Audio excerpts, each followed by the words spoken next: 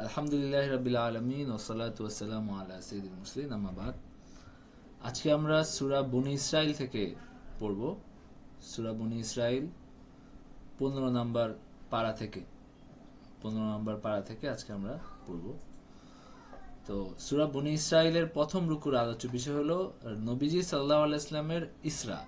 ইসরা মানে হলো যে নবীজি সাল্লাল্লাহু আলাইহি ওয়াসাল্লামকে মক্কা থেকে তাকে নিয়ে যাওয়া হয়েছিল বাইতুল মুকাদ্দাস। তো সেই কথা আল্লাহ তাআলা বলছেন এবং আল্লাহ ইসরায়েলীদের পবিত্র কিতাবে করা ভবিষ্যৎবাণী পূরণ করেছেন, যেখানে বলা হয়েছিল যে ইসরায়েলীরা দুইবার পৃথিবীতে বিপর্যয় এবং ফিতনা ফাসাদ সৃষ্টি করবে এবং প্রতিবারই এর শাস্তি পাবে। তো এই ব্যাপারটা এখানে আসছে। আরেকটা বিষয় হলো যে কোরআন সহজ সরল পথ দেখায়, এই বিষয়টা এখানে আসছে। তো আউযু বিল্লাহি মিনাশ শাইতানির রাজিম, বিসমিল্লাহির রহমানির রহিম। সুবহানাল্লাযী আসরা বিআবদিহি লাইলাম মিনাল মাসজিদিল হারামি ইলাল মাসজিদিল আকসাল্লাযী বারাকনা হাওলাহু লিনুরিয়াহু মিন আয়াতিনা ইন্নাহু হুয়াস সামিউল বাসীর। আল্লাহ তাআলা এই সূরাটা শুরু করছেন এইভাবে যে সুবহানাল্লাযী, পবিত্র এবং মহিমাময় তিনি, যিনি আসরা বি আবদিহি, যিনি আসরা মানে হলো ইসরা, ইসরা মানে হলো রাতের বেলার ভ্রমণ। তিনি রাতের বেলা তার আবদকে, তার বান্দাকে ভ্রমণ করিয়েছেন। আসরা বি আবদিহি লাইলান, রাতের বেলা তিনি নিয়ে গিয়েছেন মিনাল মসজিদিল হারামি ইলাল মসজিদিল আকসা, মানে মসজিদে হারাম থেকে মসজিদ আকসা, মানে মক্কা থেকে বাইতুল মুকাদ্দাসের সংলগ্ন যে এলাকা মসজিদে আকসা, সেখানে নিয়ে গিয়েছিলেন। আল্লাযী বারাকনা হাওলাহু লিনুরিয়াহু মিন আয়াতিনা, সেই মসজিদে আকসা কোনটা, যেটার পরিবেশ আমি করেছিলাম বরকতময়। মানে যে মসজিদে আকসায় আল্লাহ তাআলা এটাতে বরকত দান করছেন। এবং আমরা আরেক জায়গায় পড়ে আসছি, আল্লাহ তাআলা বলছেন আরদে মুকাদ্দাসা, মসজিদে আকসা সংলগ্ন এলাকাকে আল্লাহ বলছেন আরদে মুকাদ্দাসা। তো কেন এই জায়গা বরকতময়? কারণ এই জায়গাটা আল্লাহর অনেক প্রিয় বান্দার, প্রিয় নবীর স্মৃতিধন্য। তারা এই জায়গায় আল্লাহর ইবাদত করছেন, নামাজ পড়ছেন, জিকির করছেন। তো এই কারণে যেমন হলো মক্কা কেন সম্মানিত, মক্কা সম্মানিত হযরত ইব্রাহিম আলাইহিস সালামের স্মৃতি, হযরত ইসমাইল আলাইহিস সালামের স্মৃতি, হযরত হাজরা আলাইহিস সালামের স্মৃতির কারণে এবং আমাদের প্রিয় নবী হযরত মুহাম্মদ সাল্লাল্লাহু আলাইহি ওয়াসাল্লামের স্মৃতির কারণে। এবং আল্লাহ তাআলার ঘর, এরপরে আরো যেই সমস্ত নবীরা এখানে এসেছেন, যদি হযরত আদম এসে থাকেন তাহলে তাদের কারণে মক্কা বরকতময়। মদিনা বরকতময় কেন? হযরত মুহাম্মদ সাল্লাল্লাহু আলাইহি ওয়াসাল্লাম এবং তার সাহাবীদের আবাসস্থল হওয়ার কারণে। তো বাইতুল মুকাদ্দাস বরকতময় কেন? কারণ আল্লাহ তাআলার অনেক নবী বাইতুল মুকাদ্দাস সংলগ্ন অঞ্চলে আসছেন, এখানে তাদের জন্ম হয়েছে, এখানে তারা বসবাস করছেন এবং এখানে তারা আল্লাহকে স্মরণ করছেন, আল্লাহর জিকির করছেন, আল্লাহর আরাধনা করছেন, ইবাদত করছেন। তো আল্লাহ তাআলা বলতেছেন যে বারাকনা হাওলাহু লিনুরিয়াহু মিন আয়াতিনা, যেন আমি তাকে আমার কিছু নিদর্শন আমি তাকে দেখাইতে পারি। নিশ্চয়ই তিনি সর্বশ্রোতা, সর্বদ্রষ্টা। وآتينا موسى الكتاب وجعلناه هدى لبني إسرائيل ألا تتخذوا من دوني وكيلا ذرية من حملنا مع نوح إنه كان عبدا شكورا وآتينا موسى الكتاب وجعلناه هدى لبني إسرائيل, আমি মুসাকে কিতাব দিয়েছিলাম এবং তাকে করেছিলাম বনী ইসরাইলের জন্য পথ নির্দেশক। আমি আদেশ করেছিলাম তোমরা আমি ব্যতীত অপর কাহাকেও কর্মবিধায়ক রূপে গ্রহণ করিও না। হে তাদের বংশধর, যাদেরকে আমি নূহের সাথে আরোহণ করাইয়াছিলাম, সে তো ছিল পরম কৃতজ্ঞ বান্দা। তো বর্তমান দুনিয়ায় আমরা যারা দুনিয়াতে আছি সবাই কাদের বংশধর? যুররিয়াতা মান হামালনা মা নূহ, নূহ আলাইহিস সালামের সাথে যারা আরোহণ করছিল নৌকায়, আমরা সবাই তাদেরই বংশধর। আমরা যেমন আদমের সন্তান, একইভাবে আমরা নূহ আলাইহিস সালামের সঙ্গীদেরও সন্তান। আদম আলাইহিস সালাম যেমন আমাদের আদি পিতা, একইভাবে তখন যেহেতু পুরা দুনিয়া ধ্বংস হয়ে গেছে সেই অল্প কিছু মানুষ ছাড়া, আমরা সবাই সেই মানুষদেরও সন্তান। ইন্নাহু কানা আবদান শাকুরা, তিনি ছিলেন কৃতজ্ঞ বান্দা। ওয়াকাদাইনা ইলা বানি ইসরাঈল ফিল কিতাবি, আমি বনি ইসরাইলের জন্য প্রত্যাদেশ দ্বারা বনি ইসরাইলকে জানিয়েছিলাম যে লাতুফসিদান্না ফিল আরদি মাররাতাইনি ওয়া লাতালুন্না উলুওয়ান কাবীরা, তোমরা পৃথিবীতে দুইবার বিপর্যয় সৃষ্টি করবে এবং তোমরা অতিশয় অহংকার স্ফীত হবে। ফাইদা জাআ ওয়াদু উলাহুমা বা'সনা আলাইকুম ইবাদাল লানা উলি বা'সিন শাদীদিন ফাজাসু খিলালাদ দিয়ার ওয়া কানা ওয়াদাম মাফউলা, যখন প্রথমটা যখন নির্ধারিত সময় উপস্থিত হইল, তখন আমি তাদের বিরুদ্ধে প্রেরণ করেছিলাম আমার বান্দাদেরকে যুদ্ধে অতিশয় শক্তিশালী। তারা ঘরে ঘরে প্রবেশ করে সমস্ত ধ্বংস করেছিল, আর প্রতিশ্রুতি কার্যকর হইয়া থাকে। আল্লাহর যে ঘোষণা, আল্লাহর যে সিদ্ধান্ত, সেটা অবশ্যই কার্যকর হয়। সুম্মা রাদাদনা লাকুমুল কাররাতা আলাইহিম ওয়া আমদাদনাকুম বিআমওয়ালিন ওয়া বানিনা ওয়া জাআলনাকুম আকসারা নাফীরা, আর আমি তোমাদেরকে পুনরায় তাদের উপর প্রতিষ্ঠিত করলাম, তোমাদেরকে ধন সম্পদ সন্তান সন্ততি দ্বারা সাহায্য করলাম এবং সংখ্যায় গরিষ্ঠ করলাম। ইন আহসানতুম আহসানতুম লিআনফুসিকুম, তোমরা সৎকর্ম করলে সৎকর্ম নিজের জন্য করবা। ওয়াইন আসাতুম ফালাহা, আর যদি মন্দ কর্ম করো তাহলেও সেটা নিজেদের জন্যই, সেটার ফলাফল তোমাদেরকেই ভোগ করতে হবে। ফাইজা জাআ ওয়াদুল আখিরাতি লিয়াসুউ উজুহাকুম ওয়া লিয়াদখুলুল মাসজিদা কামা দাখালুহু আউওয়ালা মাররা ওয়া লিইউতাব্বিরু মা আলাউ তাতবীরা, এরপরে যখন আবার এই সময় আসলো, ফাইজা জাআ ওয়াদুল আখিরাতি লিয়াসুউ উজুহাকুম, তোমাদের মুখমণ্ডল কালিমাচ্ছন্ন করার জন্য প্রথমবার তারা যেভাবে মসজিদে প্রবেশ করেছিল, পুনরায় সেভাবে তারা মসজিদে প্রবেশ করার জন্য এবং তারা যা অধিকার করেছিল তা সম্পূর্ণভাবে ধ্বংস করার জন্য যখন উপস্থিত হলো, মানে এই ঘটনাগুলো তখন ঘটলো। আসা রাব্বুকুম আইয়ারহামাকুম ওয়া ইন উদতুম উদনা ওয়া জাআলনা জাহান্নামা লিল কাফিরিনা হাসীরা, সম্ভবত তোমাদের প্রতিপালক তোমাদের প্রতি দয়া করবেন, কিন্তু তোমরা যদি তোমাদের পূর্ব আচরণ তোমরা যদি পুনরাবৃত্তি করো, আবার যদি সেই একই পথে যাও, তাহলে আবার সেই একই রকম ঘটবে। ওয়াজআলনা জাহান্নামা লিল কাফিরিনা হাসীরা, আমি জাহান্নামকে করেছি কাফেরদের জন্য এটা কি একটা জেলখানা বা কারাগার, একটা কারাগার স্বরূপ। তো এইখানে আসলে কোন ঘটনা বলা হচ্ছে? তাওরাতে এই কথা জানিয়ে দেওয়া হয়েছিল যে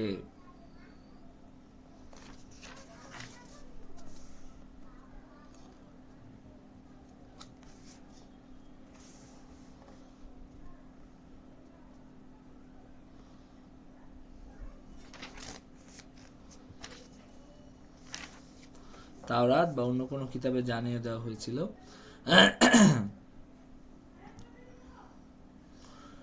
যে তোমাদের কি হবে, তোমাদের উপরে দুইবার এই ধরনের শাস্তি আসবে।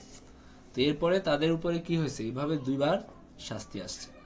তো এরপরে আবার এই কথাও জানিয়ে দেওয়া হয়েছিল যে দ্বিতীয়বারের শাস্তির পর তোমরা যদি নিজেদের অবস্থা ঠিক করে নাও তবে তোমাদের প্রতি দয়া করা হবে, আর যদি পুনরায় অবাধ্য আচরণ করো তবে আরো শাস্তি হাতে হাতেই পেয়ে যাবে। কিন্তু ইহুদিরা রাসূল সাল্লাল্লাহু আলাইহি ওয়াসাল্লামের সময়ে আবার আল্লাহ তাআলার নির্দেশ মান্য না করে তারা আবার নিজেদেরকে শাস্তির যোগ্য করছে এবং আবার তাদের উপরে কি হয়েছে, একই ধরনের শাস্তি আবার তাদের উপরে আসছে। তো ইতিহাস থেকে পাওয়া যায় যে বনি ইসরায়েলের উপর 6 বার এরকম শাস্তি আসছে। এর মধ্যে বর্তমান যে আয়াতে যে দুটা উল্লেখ আছে সেটা নির্ণয় করা একটু কঠিন, তবে মুহাক্কিক আলেমরা উক্ত 6টা ঘটনার মধ্যে সর্বাধিক বড় মারাত্মক দুইটাকে আয়াতে উল্লেখিত দুটোর উদ্দেশ্য সাব্যস্ত করেছেন। প্রতিশ্রুত শাস্তি দ্বারা বখতে নাসার এর আক্রমণকে বোঝানো হয়েছে, যা খ্রিস্টপূর্ব 587 সালে সংঘটিত। বনী ইসরাঈল আল্লাহর নাফরমানি করে হযরত মূসা আলাইহিস সালামের শরীয়তের বিরুদ্ধাচরণ করলে বখতে নসরকে তাদের ঘাড়ে চাপিয়ে দেওয়া হয়। তারা তার সৈন্যবাহিনী সমগ্র শহরটাকে আগুন লাগিয়ে ধ্বংসস্তূপে করে, তার মসজিদে আকসায় ঢুকে ব্যাপক ক্ষতি সাধন করে, হাজার হাজার লোককে হত্যা করে এবং প্রায় 70,000 নারী এবং শিশুদেরকে বন্দী করে বাবেলে নিয়ে যায়। মানে ব্যাপক হত্যাযোগ্য এবং ব্যাপক নৃশংসতা সে করছে। সাথে সাথে বাইতুল মুকাদ্দাসের সমস্ত ধন সম্পদ, স্বর্ণ রৌপ্য, মণিমুক্তা হাজার হাজার গাড়ি যোগে বাবেলে নিয়ে যায়। দীর্ঘকাল চরম লাঞ্ছনা, অপমান, দুর্গতির ভোগের পর ইরান সম্রাট বাবেল আক্রমণ ও জয় করে ইহুদিদের প্রতি দয়া পরবশ হয়ে তাদেরকে শামে পৌঁছে দেন এবং তাদের লুণ্ঠিত মালামালও তাদের হাতে প্রত্যার্পণ করেন। এই সময় ইহুদিরা কুকর্মের জন্য অনুতপ্ত হয়ে তওবা করে আল্লাহ তাদের সাহায্য করেন, কিন্তু কিছুকাল সুখ শান্তিতে কাটানোর পর পুনরায় পাপাচারে লিপ্ত হয়ে পড়ে এবং হযরত ইয়াহিয়া আলাইহিস সালামকে হত্যা করে, হযরত ঈসাকে হত্যার ষড়যন্ত্র করে। এটা সহ অনেক অনাচারে যখন তারা লিপ্ত হয়, তখন আল্লাহ তাআলা তাদের ঘাড়ে চাপিয়ে দেন তায়তাস নামক জনৈক রোম সম্রাটকে। সেও পূর্বের মতো সমস্ত শহরকে ধ্বংস করে হত্যাযজ্ঞ চালায় এবং সমস্ত ধন সম্পদ লুণ্ঠন করে নিয়ে যায়। এই ঘটনাটি হযরত ঈসা আলাইহিস সালামের আকাশে উত্থিত হওয়ার 40 বা 70 বছর পর সংঘটিত হয়। তো বারবার তারা এই ধরনের হত্যাযজ্ঞের মধ্যে পড়ছে। এটা আল্লাহ তাআলার লাআনতের কারণে এবং তাদের নিজেদের কৃতকর্মের কারণে। এবং আপনার যতবার ক্রুসেডাররা যতবার, খ্রিস্টানরা যতবার বাইতুল মুকাদ্দাস দখল করছে, প্রত্যেকবার তাদের উপর নৃশংসতা চালাচ্ছে সবচেয়ে বেশি। এখন দেখা যাচ্ছে তারা খুব বন্ধু ভাবাপন্ন হয়ে আছে, কিন্তু রোমানরা যখন বাইতুল মুকাদ্দাস দখল করছে, পরবর্তী ক্রুসেডাররা যখন বাইতুল মুকাদ্দাস দখল করছে, প্রত্যেকবারই এইখানে ইহুদিদের উপরে নৃশংসতা চালানো হয়েছে সবচেয়ে বেশি। কারণ হলো ইহুদিদের সাথে ধর্ম তো তাদের একেবারে দা কুমড়ার সম্পর্ক আছে। তো মুসলমানদের সাথে তো সেরকম নাই, কারণ আমরাও বলি ঈসা আল্লাহর নবী, তারাও বলে ঈসা আল্লাহর নবী, তাই না? কিন্তু ইহুদিদের আর খ্রিস্টানদের মধ্যে কি একদম বিপরীত। তারা বলে যে আপনার ঈসা একজন অন্যায়কারী নারীর সন্তান এবং তার কোনো পিতৃ পরিচয় নাই, জারজ, এই টাইপ কথাবার্তা বলে। তো তাদের সাথে তো তাদের দূরত্ব বেশি হওয়ার কথা, এবং সবসময় আসলে সেরকমই ছিল। ইউরোপেও ইহুদিরা ব্যাপকভাবে ঘৃণিত এবং নিষ্পেষিত ছিল এক সময়, এবং অনেকবারই এরকম হয়েছে যে তাদের প্রতি যে কিছুদিন ধরে কিছু কাল কিছু বছর, 100 বছর এখনো হয় নাই, যে একটা আরোপিত সহমর্মিতা দেখানো হচ্ছে। এটার একটা কারণ হলো যে ইউরোপে যুগের পর যুগ ধরে তারা নিষ্পেষিত হয়েছে, একবারে সামাজিক ভাবে তাদেরকে এক ঘরে করে রাখা হয়েছে, তাদের সাথে কেউ কথা বলতো না, তাদেরকে সহজে তাদেরকে গ্রহণ করতো না। এই ধরনের এখন অনেক জায়গায় এটা আছে খ্রিস্টানদের মধ্যে। তো আল্লাহ তাআলা বলছেন যে তোমরা যদি ভালো হয়ে যাও তাহলে আমিও তোমাদেরকে ক্ষমা করে দিব, আর যদি তোমরা আবার এই ধরনের করো তাহলে আবার এরকম হবে। إن هذا القرآن يهدي للتي هي أقوم ويبشر المؤمنين الذين يعملون الصالحات أن لهم أجرا كبيرا। নিশ্চয়ই এই কোরআন হেদায়েত করে সেই পথের দিকে যা সুদৃঢ়, এবং সৎকর্মপরায়ণ মুমিনদিগকে সুসংবাদ দেয় যে তাদের জন্য রয়েছে মহা পুরস্কার। وأن الذين لا يؤمنون بالآخرة وأعتدنا لهم عذابا أليما। এবং যারা আখিরাতে ঈমান আনে না তাদের জন্য আমি প্রস্তুত রেখেছি কঠিন শাস্তি। তো এরপরে আপনার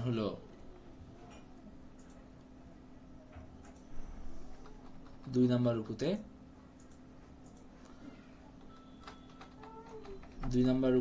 যে শেষ বিচারের দিন প্রত্যেককে তার আমলনামা দেওয়া হবে।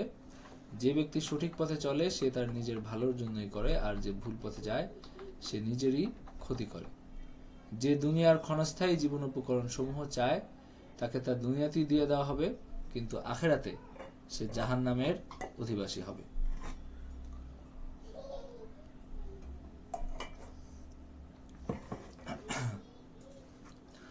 আল্লাহ তাআলা বলছেন যে মানুষ অকল্যাণ কামনা করে যেইভাবে কল্যাণ কামনা করে। মানুষ অতিমাত্রায় তরা প্রিয়, মানে কি তারা যে শাস্তি চাইতে বলতো না, যে কেন শাস্তি আসে না, কেন এখনো শাস্তি আসে না, এই ধরনের কথাবার্তা বলতো, সেই কথা আল্লাহ তাআলা বলছেন। ওয়াদুল ইনসানু বিশ-শাররি দুআহু বিল খাইর।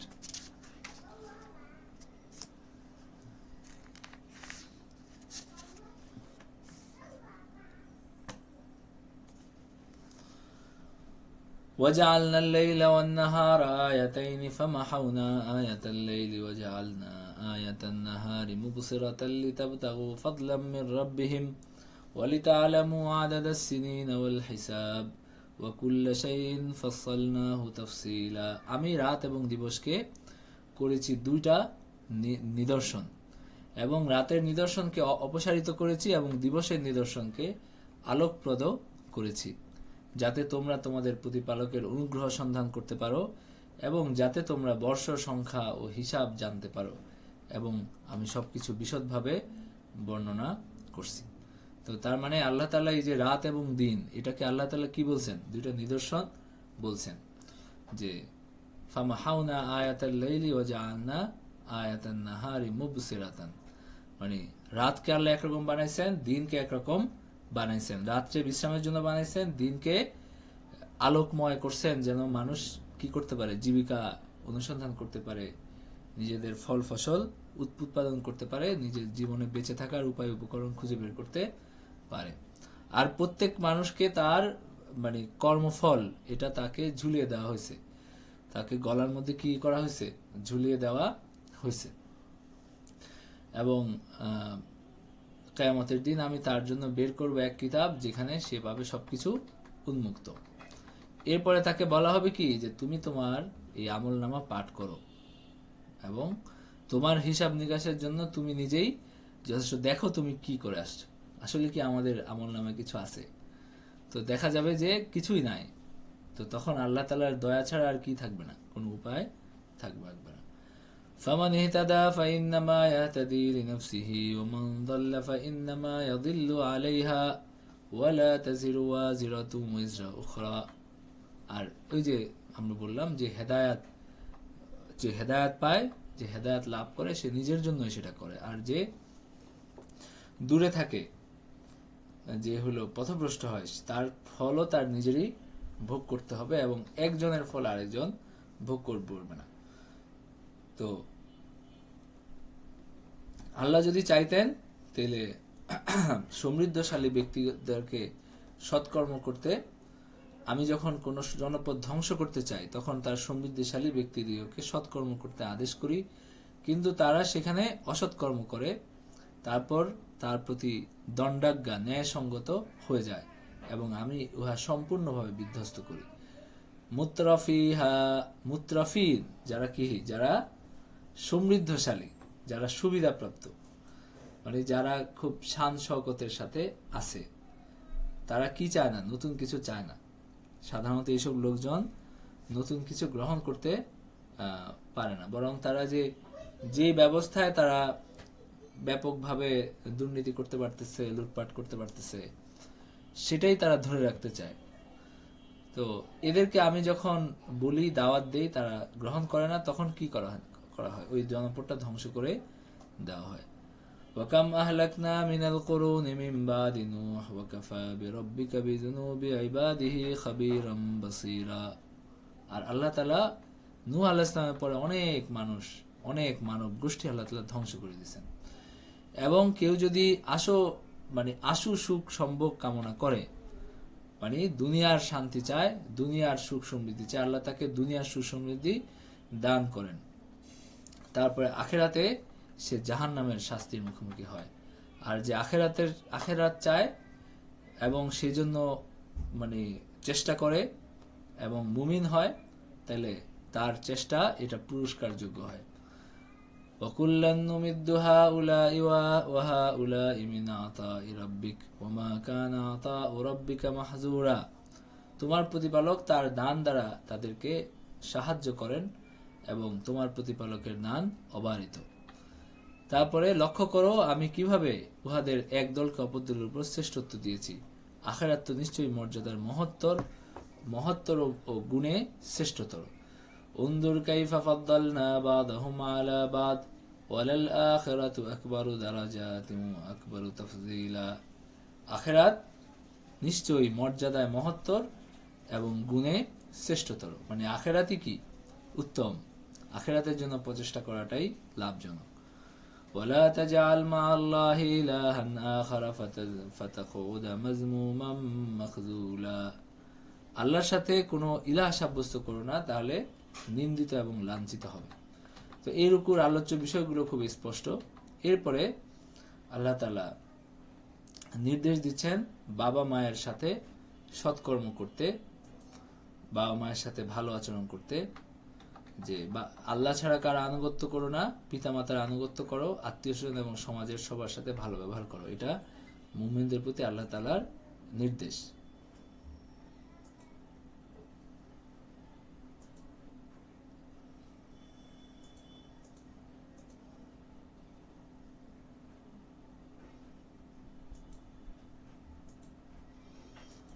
এটা মুমিনদের প্রতি আল্লাহ তাআলার নির্দেশ।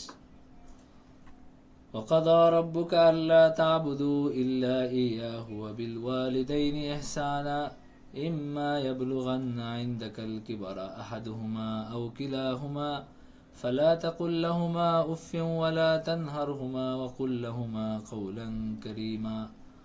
মানে তোমার প্রতিপালক আদেশ দিচ্ছেন যে তোমরা আল্লাহ ছাড়া কারো ইবাদত করবে না এবং বাবা মায়ের প্রতি ইহসান করবে।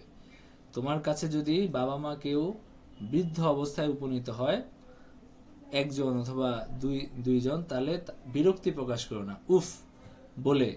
ফালা তাকুল লাহুমা উফিন, মানে বিরক্তি প্রকাশ করে যে অনেক কিছু করে ফেলছো এরকম করো না, বরং ওয়ালা তানহারহুমা, তাদেরকে তাড়িয়ে দিও না, ধমক দিও না, ধমক দিয়ে কথা বলো না। ওয়া কুল লাহুমা কাওলান কারীমা, তাদের সাথে সম্মান সূচক কথা বলো। ওয়াখফিদ লাহুমা জানাহাল যুল্লি মিনার রাহমাতি ওয়া কুর রাব্বিরহামহুমা কামা রাব্বায়ানি সাগীরা। কালকে যে বললাম যে ডানা অবনমিত করা, মানে আমাদের বাংলায় এটা কি নাই, এটার ব্যবহার নাই, কিন্তু আরবিতে এটার ব্যবহার আছে।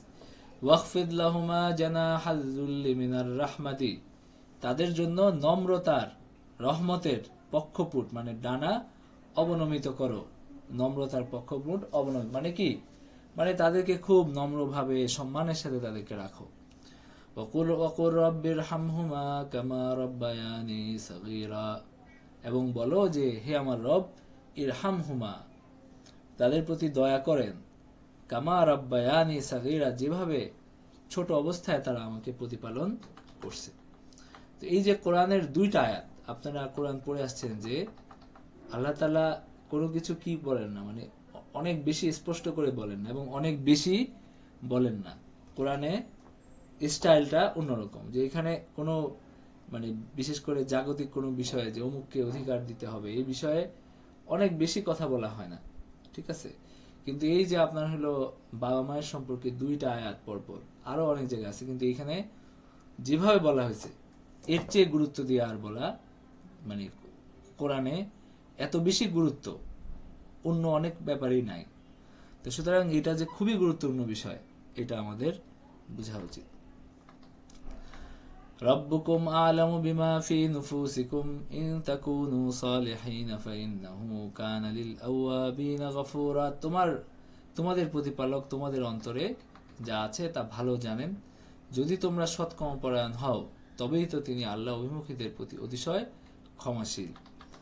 আর আত্মীয় স্বজনদেরকে তাদের প্রাপ্য দিবে, অভাবগ্রস্ত মুসাফিরদেরকে, এবং কিছুতেই অপব্যয় করিও না, অপব্যয়কারী শয়তানের ভাই। আর যদি তাদের থেকে মুখ ফিরাইতে হয়, তখন তোমার প্রতিপালকের নিকট থেকে অনুগ্রহ লাভের প্রত্যাশায় তখন তাদের সাথে নম্রভাবে কথা বলিও। ওয়াইম্মা তুরিদান্না আনহুম ইবতিগা রাহমাতিম মির রাব্বিক,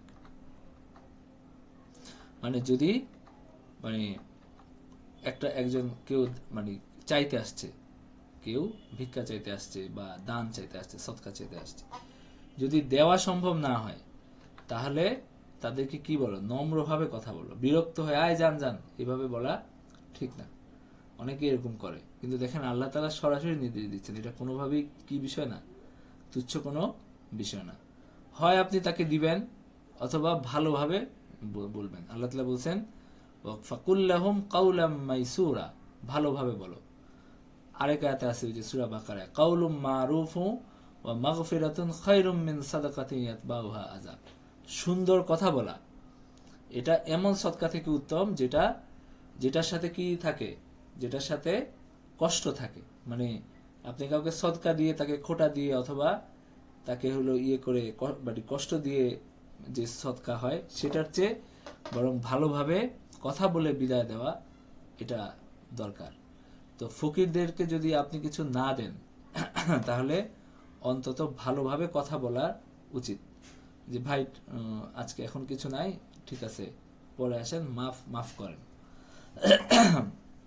তো মাফ করেন এভাবে সুন্দরভাবে বলা উচিত। খুব বিরক্ত হয়ে এই জানতো এই একটা কতক্ষণ ধরে বিরক্ত করতেছেন, এগুলা জানি আপনারা হলো এইসব ধান্দাবাজি করেন, এগুলা বলা ঠিক না। আপনি তো জানেন না, আসলে একটা ঘটনা জানেন কিন্তু 10 জায়গায় সেটা ফিট করা এটা ঠিক না। এই যে এই ধরনের যে কথাবার্তা বলা এগুলা ঠিক না। ঠিক আছে, কারো ব্যাপারে যদি স্পষ্ট কোনো তথ্য থাকে, কারো ব্যাপারে যদি ধান্দাবাজির কোনো প্রমাণ থাকে সেটা অন্য বিষয়, কিন্তু নর্মালি কেউ একজন এসে দান চাইছে, সৎকার চাইছে, সে যেটা আমাদের এখন সাধারণ ধারণা হয়ে গেছে কি সবগুলা মানে মানে সবগুলাই খারাপ, ধান্দাবাজি এই ধরনের একটা ধারণা হয়ে গেছে, যে কারণে অনেকে খারাপ ব্যবহার করে। এটা ঠিক না। একজন মানুষ ঠিক আছে, সে ভণ্ড হইতে পারে, সে ঠগ হইতে পারে, কিন্তু তার বাহ্যত আপনার সামনে কি আছে, একজন দরিদ্র মানুষ আপনার কাছে আসছে, তো আপনি যদি তাকে দেন, সে যদি ধান্দাবাজ হয়, আপনার সওয়াব তো আপনার ঠিকই আছে। সে যদি আসলে কোটিপতি হয়ে ভিক্ষা করতে থাকে, আপনি তো তাকে দিয়েছেন আল্লাহ সন্তুষ্টির জন্য, সেটার সওয়াব তো আপনার আছে, কারণ সেটা আপনার হলো দান এবং নিয়ত, আপনি আল্লাহর কাছে সওয়াব পাবেন। বাকি সে বাহ্যত যেরকম হোক, যদি পিছনে অন্য কিছু থাকে সেটা আপনার দায়িত্ব না।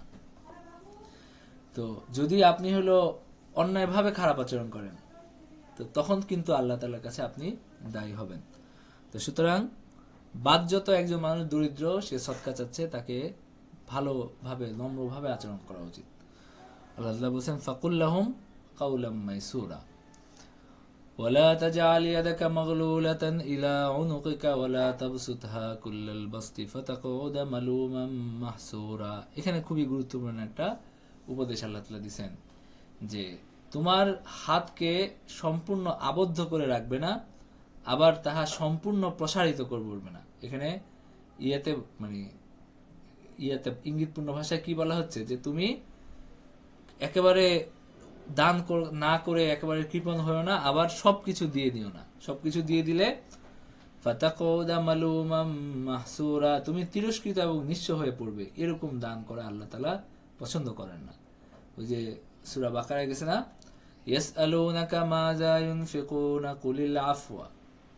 আল্লাহ তাআলা জিজ্ঞেস করে যে তারা কি দান করবে, আল্লাহ তাআলা বলেন যে আফওয়া ও উদ্বৃত্ত সম্পদ, যে সম্পদটা বাড়তি, মানে যেটা তোমার পুঁজি না, যেটা তোমার ব্যবসার লাভ, এবং তোমার হলো কি তোমার সব খরচ দিয়ে এরপরে সেটা আছে, তখন সেখান থেকে দান করো। এরকম না যে তুমি তোমার বাবা মাকে খাবার না দিয়ে, তোমার স্ত্রী সন্তানদেরকে অভাবে রেখে এরপরে তুমি সব দান করে দিলা, এটা আল্লাহ পছন্দ করেন না। এই দান কেউ ব্যবসা করে, সে তার যদি ব্যবসার পুঁজিপাট্টা সহ দান করে, তার কি হবে, ব্যবসা বাণিজ্য বন্ধ হয়ে যাবে, এটা তো আল্লাহ পছন্দ করেন না। তো আল্লাহ তাআলা যে যাকাতের বিধান দিচ্ছেন, এটা কেমনে দিচ্ছেন, যে সারা বছরের মধ্যে আপনার তাও নির্দিষ্ট পরিমাণ সম্পদ, যেমন ধরেন আপনার স্বর্ণের নেশাবটা ধরি, যদি আপনার হলো আপনার যে পরিমাণ ধরেন 10 লক্ষ টাকা প্রায়, তো এই 10 লক্ষ টাকা 1 বছর ধরে আপনার কাছে আছে, মানে এটা কমে নাই, 1 বছর ধরে এই 10 লাখ টাকাই আপনার কাছে আছে, আরো বাড়ছে, তখন আল্লাহ তাআলা 40 ভাগের 1 ভাগ দান করতে বলছেন, মানে ফরজ করছেন। তার মানে এই যে উদ্বৃত্ত সম্পদ, এই সম্পদ থেকে আল্লাহ তাআলা দান করতে বলছেন। তো এইখানে আল্লাহ তাআলা বলছেন যে মানে কৃপণ হয়েও না, আবার একেবারে অতি উদার হস্ত হয়েও না, বরং মাঝামাঝি থাকো। ইন্না রাব্বাকা ইয়াবসুতুর রিজকা লিমান ইয়াশাউ ওয়া ইয়াকদির ইন্নাহু কানা বিইবাদিহি খাবীরাম বাসীরা। আল্লাহ তাআলা কারো জন্য রিজিক বাড়িয়ে দেন, কারো জন্য রিজিক সংকুচিত করে দেন। এবং আল্লাহ তাআলা খাবীরাম বাসীরা, তিনি বান্দাদের সম্পর্কে সম্যক পরিজ্ঞাত, সর্বদ্রষ্টা। এরপরে পরের রুকুতে কি আছে? পরের রুকুতে আছে, নিজের সন্তানদেরকে অভাবে হত্যা করো না, ব্যভিচার করো না, কাউকে হত্যা করো না, ইতিমের সম্পদ আত্মসাৎ করো না, ওয়াদা পূরণ করো, মেপে দেওয়ার সময় ঠিক মতো পরিমাপ করো, কাউকে অন্ধভাবে অনুসরণ করো না এবং দাম্ভিকভাবে চলাফেরা করো না। আল্লাহর সাথে কাউকে শরীক করো না। যদি আল্লাহ ছাড়া অন্য কোনো প্রভু থাকতো তাহলে তারা অবশ্যই তার কাছ থেকে ক্ষমতা দখলের চেষ্টা করত। তো এই বিষয়গুলো এই রুকুতে আছে। তার মানে অনেকগুলো কি আছে, গুরুত্বপূর্ণ দিক নির্দেশনা এই রুকুতে আছে। একটা হলো যে সন্তানদেরকে হত্যা করো না দারিদ্রতার ভয়ে, বরং আমি তোমাদেরকে রিজিক দেই, তোমাদের সন্তানদেরকেও আমি রিজিক দিব। যদি তোমরা দরিদ্র হও, আল্লাহ তাআলা সন্তান দিয়েছেন, আল্লাহ তাআলা রিজিকও দিবেন। ঠিক আছে? ইন্না কাতলাহুম কানা খিতআন কাবীরা, নিশ্চয়ই তাদেরকে হত্যা করা এটা মহাপাপ। ওয়ালা তাকরাবুজ জিনা ইন্নাহু কানা ফাহিশাতান ওয়া মাকতান ওয়া সাআ সাবিলা। আল্লাহ তাআলা বলেন ব্যভিচারের কাছেও যাও না, ব্যভিচারের নিকটবর্তী হও না, ব্যভিচার থেকে দূরে থাকো। ওয়ালা তাকতুলুন নাফসাল্লাতী হারামাল্লাহু ইল্লা বিল হক, এবং যার হত্যা নিষিদ্ধ করেছেন আল্লাহ তাআলা তাকে হত্যা করো না। আর যে কেউ যদি অন্যায়ভাবে নিহত হয় তাহলে তার উত্তরাধিকারীকে তো আমি অধিকার দিয়েছি, কিন্তু হত্যার ব্যাপারে সে যেন বাড়াবাড়ি না করে। মানে কিসাসের বিধান আল্লাহ তাআলা দিয়েছেন, কিন্তু কিসাসের নেওয়ার ক্ষেত্রে যেন আবার বাড়াবাড়ি করা না হয়। এবং আল্লাহ তাআলা ইতিমের সম্পদের কাছেও যেতে নিষেধ করছেন কোনো খারাপ উদ্দেশ্য নিয়ে, বরং ভালো উদ্দেশ্য নিয়ে ভালো রক্ষণাবেক্ষণের জন্য কাজ করো, যতক্ষণ না তারা পরিণত বয়সে পৌঁছে। এবং প্রতিশ্রুতি পূর্ণ করো, প্রতিশ্রুতি সম্পর্কে জিজ্ঞাসা করো, মানে তোমাদের চুক্তি, তোমাদের যে পারস্পরিক অঙ্গীকার, এগুলো সম্পর্কে কি করা হবে, জিজ্ঞাসা করা হবে। এবং আল্লাহ তাআলা মাপে পূর্ণ দিতে বলছেন। এবার আল্লাহ তাআলা বলছেন, ওয়ালা তাকফু মা লাইসা লাকা বিহি ইলম ইন্নাস সামা ওয়াল বাসারা ওয়াল ফুআদা কুল্লু উলাইকা কানা আনহু মাসউলা। যে বিষয় তোমাদের জ্ঞান নাই তার অনুসরণ করো না, এবং কর্ণ, চক্ষু, হৃদয়, তাদের প্রত্যেকটি সম্পর্কে কৈফিয়ত তলব করা হবে। আল্লাহ তোমাকে চোখ দিছেন, আল্লাহ তোমাকে কান দিছেন, আল্লাহ তোমাকে অন্তর দিছেন। তো আল্লাহ তোমাকে কি দিছেন? চিন্তা শক্তি দিছেন, অন্ধভাবে চলার জন্য না। অন্ধভাবে চলার জন্য আল্লাহ তাআলা এই চিন্তা শক্তি, এই বিবেক, অন্তর তোমাকে দেন নাই, বরং তোমার বিবেককে কাজে লাগাইতে হবে। আল্লাহ তাআলার যে নিয়ামত, এটাকে কাজে লাগাইতে হবে। কুল্লু উলাইকা কানা আনহু মাসউলা। ওয়ালা তামশি ফিল আরদি মারাহা ইন্নাকা লান তাখরিকাল আরদা ওয়া লান তাবলুগাল জিবালা তুলা। এবং পৃথিবীতে দম্ভ ভরে বিচরণ করিও না, মানে পৃথিবীতে এইভাবে হাঁটো না যে একেবারে মানে তুমি একটা বিশাল কিছু, কারণ তুমি কিছুই না। ইন্নাকা লান তাখরিকাল আরদা, তুমি এই জমিনকে মানে বিদীর্ণ করার ক্ষমতা তোমার নাই। ওয়া লান তাবলুগাল জিবালা তুলা, আর আল্লাহ তাআলার কত ক্ষুদ্র সৃষ্টি তুমি কখনো পাহাড়ের মতো বিরাট হইতে পারবে না। পাহাড়ও তো আল্লাহ তাআলার সৃষ্টি। তো সুতরাং জমিনে এভাবে দম্ভ ভরে বিচরণ করো না, বরং বিনম্র হও, বিনত হও। আল্লাহ তাআলা বিনয় পছন্দ করেন। যে আল্লাহ তাআলার জন্য বিনয়ী হয় তাকে আল্লাহ তাআলা সম্মান বৃদ্ধি করে দেন, আর যে অহংকার করে তার সম্মান আল্লাহ তাআলা ধ্বংস করে দেন। কুল্লু যালিকা কানা সাইয়্যুহু ইনদা রাব্বিকা মাকরুহা, এই সমস্তের মধ্যে যেগুলো মন্দ সেগুলো তোমার প্রতিপালকের নিকট ঘৃণ্য। তো এরপরে তোমার প্রতিপালক ওহীর দ্বারা তোমাকে যে হিকমত দান করেছেন সেগুলো এর অন্তর্ভুক্ত। তুমি আল্লাহর সাথে অপর ইলাহ সাব্যস্ত করো না, করলে তুমি নিন্দিত এবং বিতাড়িত হবে। আফা আসফাকুম রাব্বুকুম বিল বানিনা ওয়াত্তাখাযা মিনাল মালাইকাতি ইনাসা ইন্নাকুম লাতাকুলুনা কাওলান আযীমা। আল্লাহ তাআলা বলতেছেন যে তোমাদের প্রতিপালক কি তোমাদেরকে পুত্র সন্তানের জন্য নির্বাচিত করেছেন, আর নিজে তিনি ফেরেশতাগণকে কন্যা রূপে গ্রহণ করছেন। তো তোমরা যে এই সমস্ত কি করো, মিথ্যা রটনা করো, যে তোমরা বলো যে ফেরেশতারা আল্লাহর মেয়ে, মানে মুশরিকরা এটা বলতো যে ফেরেশতারা তারা হলো আল্লাহর কন্যা। তো আল্লাহ তাআলা বলছেন যে তোমরা নিজেরা তো ছেলে সন্তান পছন্দ করো, আর আমার জন্য তোমরা এই কন্যা সন্তান বানাইছো ইয়াদেরকে, ফেরেশতাদেরকে। আর তোমরা যেটা বলো এটা ভয়ানক কথা, মানে ভয়াবহ কথাবার্তা তোমরা বলো। এরপরে 5 নম্বর রুকুতে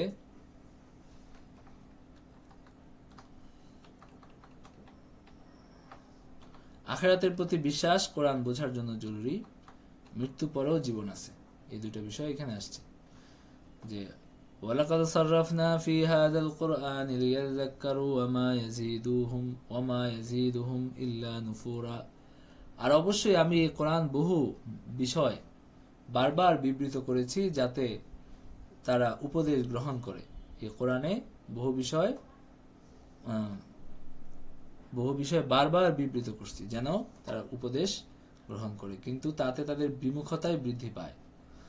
বলো, যদি আল্লাহর সাথে অনেক ইলাহ থাকতো তাহলে তারা কি করত? নানান বিশৃঙ্খলা সৃষ্টি করত। কিন্তু আল্লাহর সাথে কি নাই? আল্লাহর সমকক্ষ কেউ নাই। তিনি পবিত্র, মহিমান্বিত এবং তারা যা বলে তিনি তা সবকিছুর ঊর্ধ্বে। সপ্ত আকাশ, পৃথিবী এবং তাদের অন্তর্বর্তী সমস্ত কিছু তারই পবিত্রতা এবং মহিমা ঘোষণা করে, এবং এমন কিছু নাই যা তার সপ্রশংস পবিত্রতা এবং মহিমা ঘোষণা করে না, এমন কিছু নাই। কিন্তু তাদের পবিত্রতা মহিমা ঘোষণা তোমরা অনুধাবন করতে পারো না। নিশ্চয়ই তুমি সহনশীল, ক্ষমাপরায়ণ। وَإِذَا قَرَأْتَ الْقُرْآنَ جَعَلْنَا بَيْنَكَ وَبَيْنَ الَّذِينَ لَا يُؤْمِنُونَ بِالْآخِرَةِ حِجَابًا مَسْتُورًا।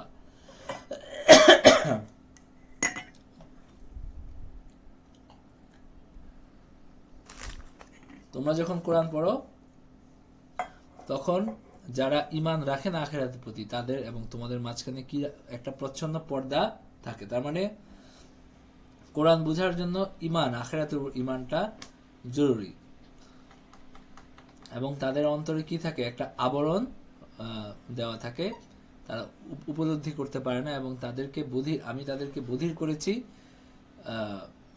মানে তাদের কানের মধ্যেও কি আছে? তারা অন্তরের মধ্যেও ময়লা আছে, কানের মধ্যেও মানে এই বাধা বিপত্তি আছে।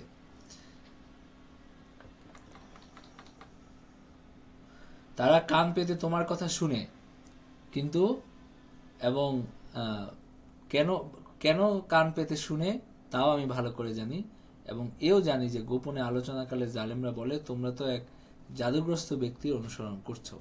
তো তারা কান পেতে কেন শুনে? এই ভুল ধরার জন্য, এটাকে জাদু প্রমাণ করার জন্য, এই ধরনের ফন্দি ফিকিরের জন্যই তারা শুনে।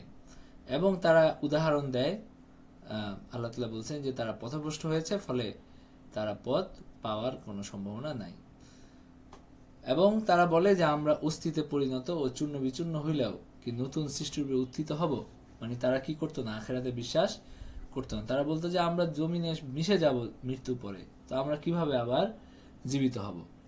তো আল্লাহ তাআলা বলছেন, বলো যে তোমরা হয়ে যাও পাথর অথবা লৌহ অথবা এমন কিছু যা তোমাদের ধারণায় খুব কঠিন। তারা বলবে কে আমাদের পুনরুত্থিত করবে? বলো যে যিনি তোমাদেরকে প্রথম সৃষ্টি করছেন তিনি তোমাদেরকে আবার নিয়ে আসবেন। তো সুতরাং এটার ক্ষেত্রে কি নাই? এটার ক্ষেত্রে কোনো সন্দেহ নাই। যেদিন আল্লাহ তাআলা মানুষকে আহ্বান করবেন সেদিন তার প্রশংসার সাথে মানুষ তারা করবে, তারা সাড়া দিয়ে জীবিত হয়ে তার সামনে উপস্থিত হবে। তো এই ব্যাপারে কি নাই? কোনো সন্দেহ নাই। এবং তারা ভাববে যে দুনিয়াতে তারা খুব অল্প সময় ছিল। তখন মনে হবে কি, দুনিয়াতে এই যে সামান্য সময়, আমরা যেমন এখন এক পলকের মধ্যে কি হয়, আপনার মনে পড়ে না যে গত 10 বছর কেমন ছিল? গত 10 বছর কেটে গেছে কি এক পলকের মধ্যে। তো এরকম আখিরাতে মনে হবে যে এই আরেক আয়াতে, আরো কয়েকটা আয়াতে এইভাবে আছে যে একটা সকাল বা একটা বিকাল, দিনের কিছু সময় হয়তো আমরা দুনিয়াতে ছিলাম, এরকম মনে হবে। আচ্ছা, এরপরে 6 নম্বর রুকু। 6 নম্বর রুকুতে আল্লাহ তাআলা বলছেন যে মুমিনদের সর্বোত্তম কথা বলা উচিত। বানিয়ে নেওয়া প্রভুদের কারো দুঃখ কষ্ট দূর করার বিন্দুমাত্র ক্ষমতা নাই, এবং মুহাম্মদ সাল্লাল্লাহু আলাইহি ওয়াসাল্লামের কাছে পূর্ববর্তী নবীদের মতো নিদর্শন না পাঠানোর কারণ। এই কয়েকটা বিষয় এখানে আসছে। আল্লাহ তাআলা বলছেন যে মুমিনদেরকে বলে দাও যে তারা যেন কি করে? ভালো কথা বলে, উত্তম কথা বলে। শয়তান তাদের মধ্যে বিভক্তি সৃষ্টি করার জন্য, বিভাজন সৃষ্টি করার জন্য কি করে? উস্কানি দেয়। তো শয়তান মানুষের শত্রু। শয়তান প্ররোচনায় না পড়ে, উত্তেজিত না হয়ে ক্রুদ্ধ না হয়ে তোমরা কি বলো, ভালো কথা বলো, তাতে মানুষের মধ্যে মানে মানুষের অন্তর পরিবর্তন হওয়ার সম্ভাবনা আছে। তো আল্লাহ তাআলা তোমাদের ব্যাপারে ভালো করে জানেন, তিনি রহম করতে পারেন এবং আযাবও দিতে পারেন। আর আল্লাহ কাউকে কি করে পাঠান, অভিভাবক করে পাঠান নাই। তো তুমি তো তার অভিভাবক না, তোমার দায়িত্ব কি? তোমার দায়িত্ব হলো আল্লাহ তাআলার কথাটা যথাসাধ্য ভালো করে তার সামনে উপস্থাপন করা। এরপরে সে যদি না মানে তা তো তার দায়িত্ব, সে যদি মানে সেটা তার কৃতিত্ব বা তার ভালো, আর না মানলে তার দায়িত্ব। সুতরাং উত্তেজিত হওয়ার কিছু নাই, তুমি ভালো করে বলো, এরপরে না মানলে এটা তার তার দায়িত্ব, সে এই তার পথভ্রষ্টতার দায় দায়িত্ব তার। এবং তোমার প্রতিপালক তিনি আকাশ এবং জমিনের ব্যাপারে ভালো করে জানেন, এবং তিনি কতক নবীর উপর মর্যাদা দিছেন, এবং দাউদকে আল্লাহ তাআলা জাবুর দিছেন। তো আল্লাহ তাআলা ছাড়া যারা তাদেরকে মানে যাদেরকে তারা পূজা করত, তারা যে কোন রকম ক্ষমতা রাখে না, তাদের দুঃখ দুর্দশা দূর করার ক্ষমতা রাখে না, সেটা আল্লাহ তাআলা বলছেন। তো এরপর আল্লাহ তাআলা বলছেন যে তারা যাদেরকে আহ্বান করে তারাই তাদের প্রতিপালকের নৈকট্য লাভের উপায় সন্ধান করে, যে তাদের মধ্যে কে কত নিকটতর হইতে পারে।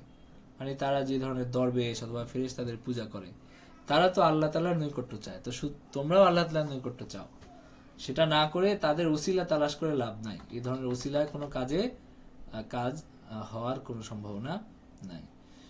এরপরে আল্লাহ তাআলা বলছেন যে ইন মিন কারিয়াতিন ইল্লা নাহনু মুহলিকুহা ক্বাবলা ইয়াউমিল কিয়ামাতি ওয়া মুআযিবুহা আযাবান শাদীদা। এমন কোন জনপদ নাই যে আমি কিয়ামতের দিনের পূর্বে ধ্বংস করব না অথবা তাকে কঠোর শাস্তি দিব না, এটা কিতাবে লিপিবদ্ধ আছে। তার মানে কিয়ামতের সময় তো সবকিছুই ধ্বংস হবে।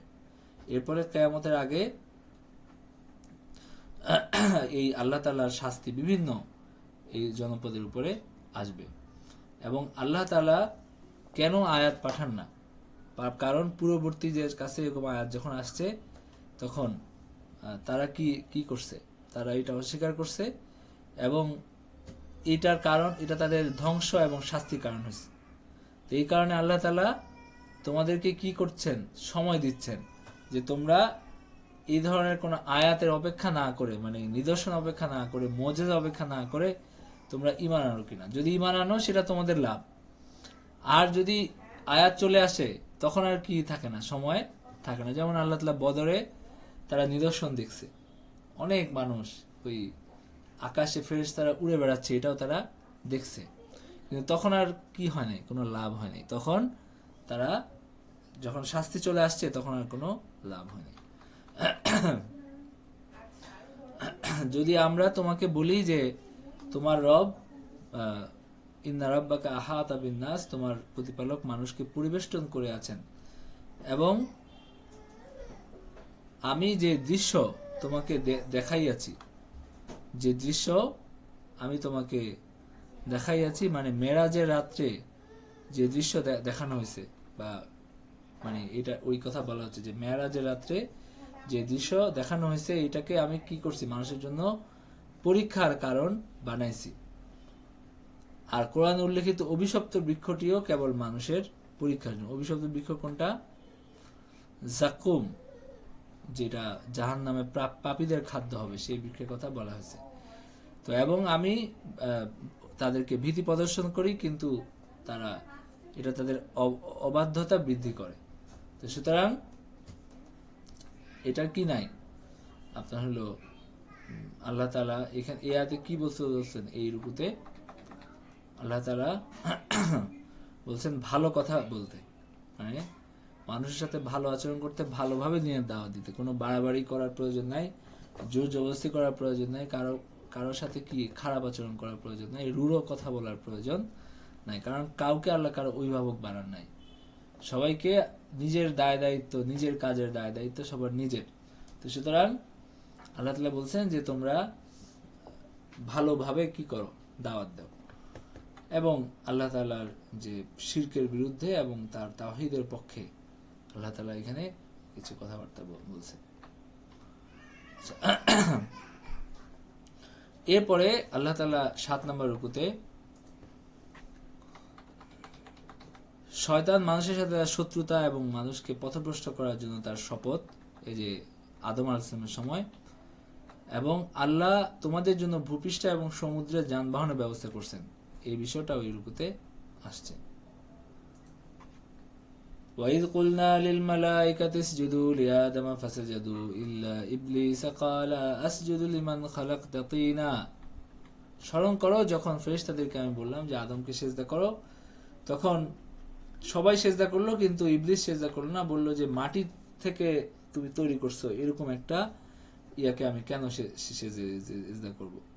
তো সে বলেছিল যে আপনি কি মানে আরাআইতা, আপনি কি ভেবে দেখছেন বা আপনি কি বিবেচনা কি বিচার করলেন যে আপনি আমার উপর এই ব্যক্তিকে মর্যাদা দান করলেন, কিয়ামতের দিন পর্যন্ত আমি যদি আমাকে অবকাশ দেন তাহলে আমি অল্প কয়েকজন ছাড়া তাদের বংশধরদেরকে অবশ্যই কর্তৃত্বাধীন করে ফেলবো। তো আল্লাহ তাআলার সাথে সে কি করছে, চ্যালেঞ্জ দিয়ে আসছে যে অল্প কিছু মানুষ ছাড়া সবাইকে আমি তোমার বিরুদ্ধে নিয়ে যাব এবং আমার নিজের অধীন আমি করে ফেলবো। আল্লাহ তাআলা বলছেন ইযহাব ফামান তাবিআকা মিনহুম ফাইন্না জাহান্নামা জাযাউকুম জাযাআম মাওফুরা। আল্লাহ বলছেন যে যাও তুমি করতে থাকো, যারা তোমার অনুসারী হবে তাহলে জাহান্নাম তোমারও প্রতিফল তাদেরও প্রতিফল, এই দুই দলই কি হবে, জাহান্নামী হবে। তো তোমার আহ্বানে তাদের মধ্যে যাকে পারো পদস্খলিত করো, তোমার অশ্বারোহী ও পদাতিক বাহিনী দ্বারা তাদেরকে আক্রমণ করো এবং তাদের ধনে সন্তান সন্ততিতে শরীক হয়ে যাও এবং তাদেরকে প্রতিশ্রুতি দাও। শয়তান তাদেরকে যে প্রতিশ্রুতি দেয় তার ছলনা মাত্র। শয়তান তাদেরকে কি করে, বিভিন্ন স্বপ্ন দেখায়, বলে যে এটা হলে এটা হবে, এটা হলে এটা হবে, হ্যাঁ, এই ধরনের কিছু, এবং এগুলো করে কি করে শয়তান তাদেরকে বশ করে, কিন্তু এগুলো সব মিথ্যা ছাড়া আর কিছুই না, মরীচিকা ছাড়া আর কিছুই না।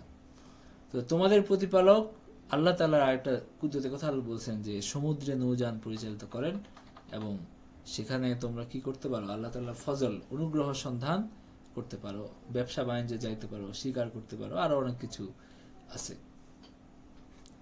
সমুদ্রে যদি তোমাদেরকে বিপদে স্পর্শ করে তখন তিনি ব্যতীত অপর যাদেরকে তোমরা আহ্বান করে থাকো তারা অন্তর্হিত হয়ে যায়। তখন কি হয়, শুধু আল্লাহর নামই মনে আসে, আর কারো নাম তখন মনে আসে না। আর যখন আমি তোমাদেরকে মুক্তি দেই তখন তোমরা অকৃতজ্ঞ হও। তো তোমরা কি এটা থেকে নিশ্চিত হয়ে গেছো যে জমিনে তোমাদের উপর কোনো শাস্তি আসবে না, মানে তোমাদেরকে কোনো অঞ্চল ধসাইয়া দিবেন না আল্লাহ তাআলা ভূমিকম্পে বা অন্য কোনো ভাবে, এবং তোমাদের উপর একটা প্রবল শিলা বর্ষণকারী ঝঞ্ঝা প্রেরণ করবেন না। এটা কিভাবে তোমরা, কারণ সমুদ্রে কি থাকে, মানুষের মধ্যে ভয় বেশি থাকে, কিন্তু জমিনে মানুষজন কি হয়ে যায়, একেবারে নিশ্চিন্ত হয়ে যায় যে এখন তো আর কোনো মানে সমস্যা নাই। তো তখন আর ভয়টা থাকে না, তখন আর আল্লাহর কথা মনে পড়ে না। এবং আল্লাহ তাআলা বলছেন যে তোমরা নির্ভয় হও না যে আল্লাহ তাআলা এভাবে শাস্তি প্রেরণ করতে পারেন। এবং আল্লাহ তাআলা বলছেন যে আল্লাহ তাআলা বনি আদমকে মর্যাদা দান করছেন, তাকে জলে স্থলে তাকে হলো চলাচলের বাহন দিছেন এবং উত্তম রিজিক দিছেন, এবং তাদের মানে আল্লাহ তাআলার অনেক সৃষ্টির প্রতি তাদেরকে শ্রেষ্ঠত্ব দিছেন। যেটা মানুষের জন্য কি আল্লাহ তাআলার অনুগ্রহ, যে আল্লাহ তাআলা আমাদেরকে কি করছেন, সম্মানিত করছেন। ওয়ালাকাদ কাররামনা বানি আদম, আদমের সন্তানদেরকে আমি সম্মান দিছি, তাদেরকে আমি অনেক সুযোগ সুবিধা দিছি, নেয়ামত দিছি, ক্ষমতা দিছি, এবং আমি হলো তাদেরকে রিজিক দিছি এবং আমার বেশিরভাগ সৃষ্টির উপরে তাদেরকে আমি শ্রেষ্ঠত্ব দিছি। তো সুতরাং এটা আমাদের আল্লাহ তাআলার কৃতজ্ঞতা আদায় করা উচিত, এই জন্য যে আল্লাহ তাআলা আমাদেরকে মানুষ বানাইছেন। আল্লাহ তাআলা চাইলে আমাদেরকে কি করতে পারতেন, চতুষ্পদ জন্তু বানাইতে পারতেন, কিন্তু আল্লাহ তাআলা আমাদেরকে মানুষ হিসেবে সৃষ্টি করছেন। এরপরে আপনার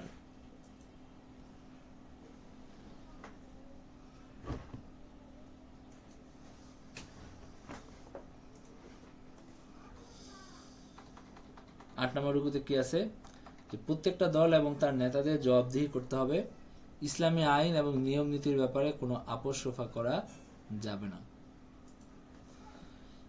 তো স্মরণ করো যেদিন প্রত্যেক প্রত্যেককে কি করা হবে, প্রত্যেকটা দলকে ডাকা হবে তাদের নেতা সহ, এবং তাদের হাতে তাদের আমলনামা দিয়ে দেওয়া হবে এবং তারা তাদের আমলনামা পড়বে। এবং যে ব্যক্তি এখানে অন্ধ সে আখেরাতেও অন্ধ এবং অধিকতর পথভ্রষ্ট হবে। মানে এটা কি অন্ধ, মানে যে আসলে বিবেক অন্ধ যার, এটা বাহ্যিক অন্ধের কথা বলা হয়নি যে যারা দুনিয়াতে অন্ধ তারা আখেরাতে অন্ধ থাকবে, ব্যাপারটা এরকম না, বরং যারা দুনিয়াতে যাদের অন্তর অন্ধ আখেরাতে তারা এরকম অন্ধ হয়ে উঠবে। এরপরে আমি তোমার প্রতি যা প্রত্যাদেশ করেছি তা হইতে তারা পদস্খলন ঘটাইবার চেষ্টা প্রায় চূড়ান্ত করেছিল, কিন্তু তুমি আমার সম্বন্ধে উহার বিপরীত মিথ্যা উদ্ভাবন করো, তবেই উহারা অবশ্যই তোমাকে বন্ধুরূপে গ্রহণ করত।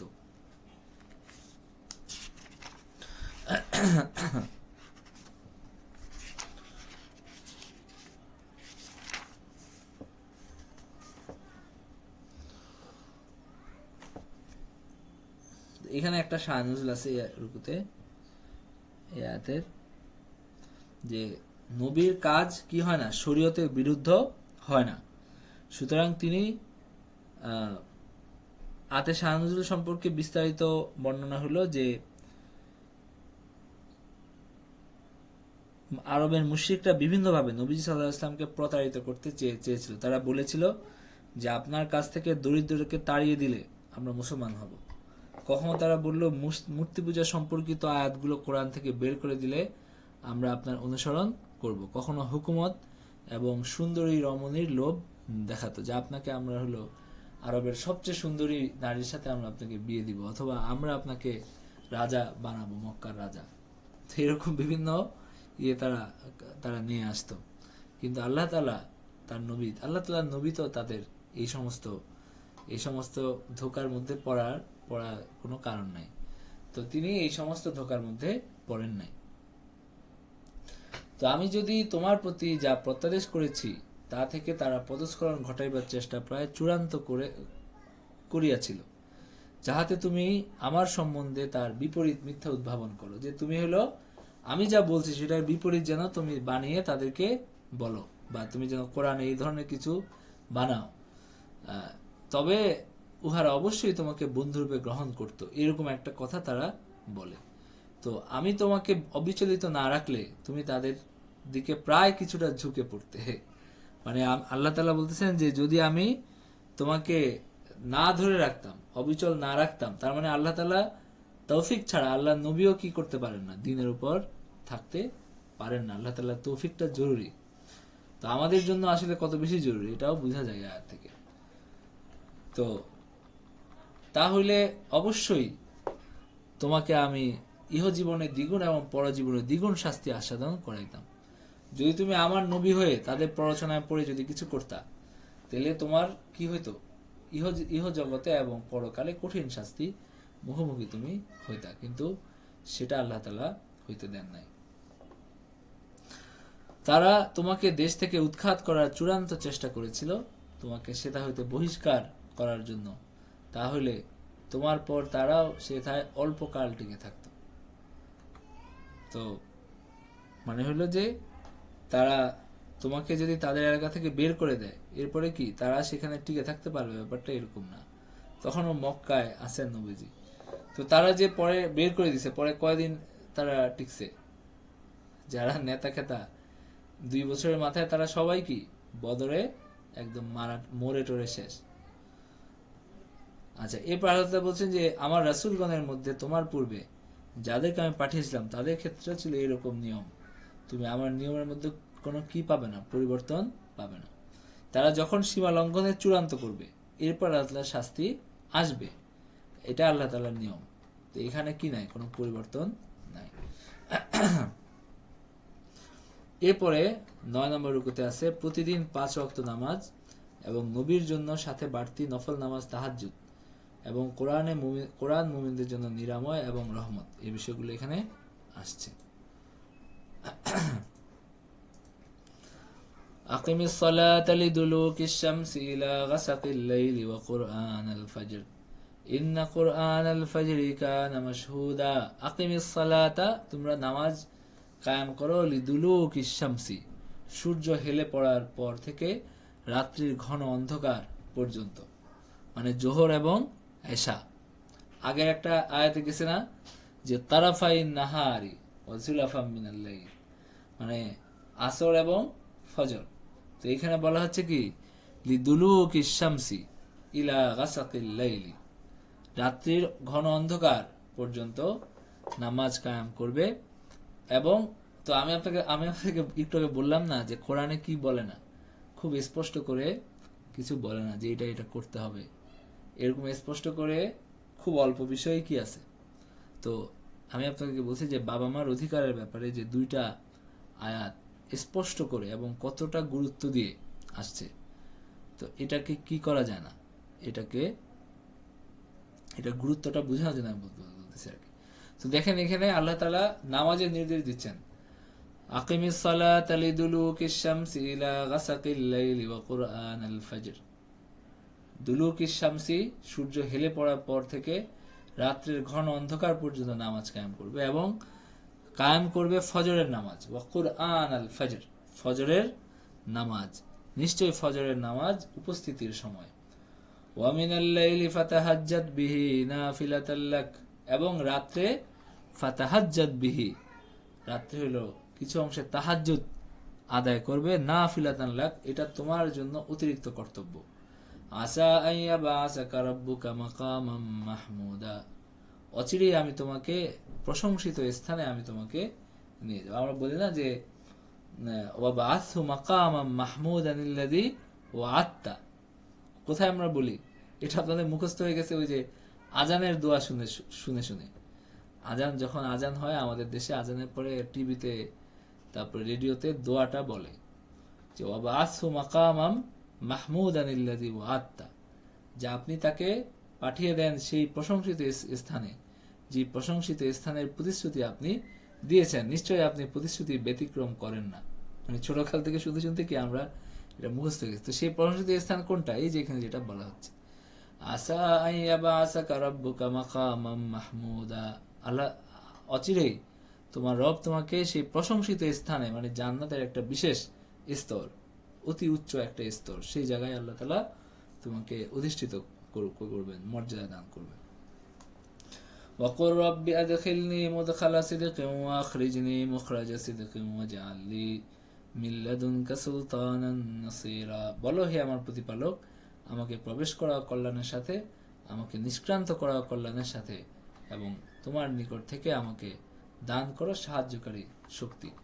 وقل جاء الحق وزهق الباطل إن الباطل كان زهوقا, বলো যে সত্য আসছে এবং মিথ্যা বিলুপ্ত হয়েছে, মিথ্যা তো বিলুপ্ত হওয়ারই ছিল।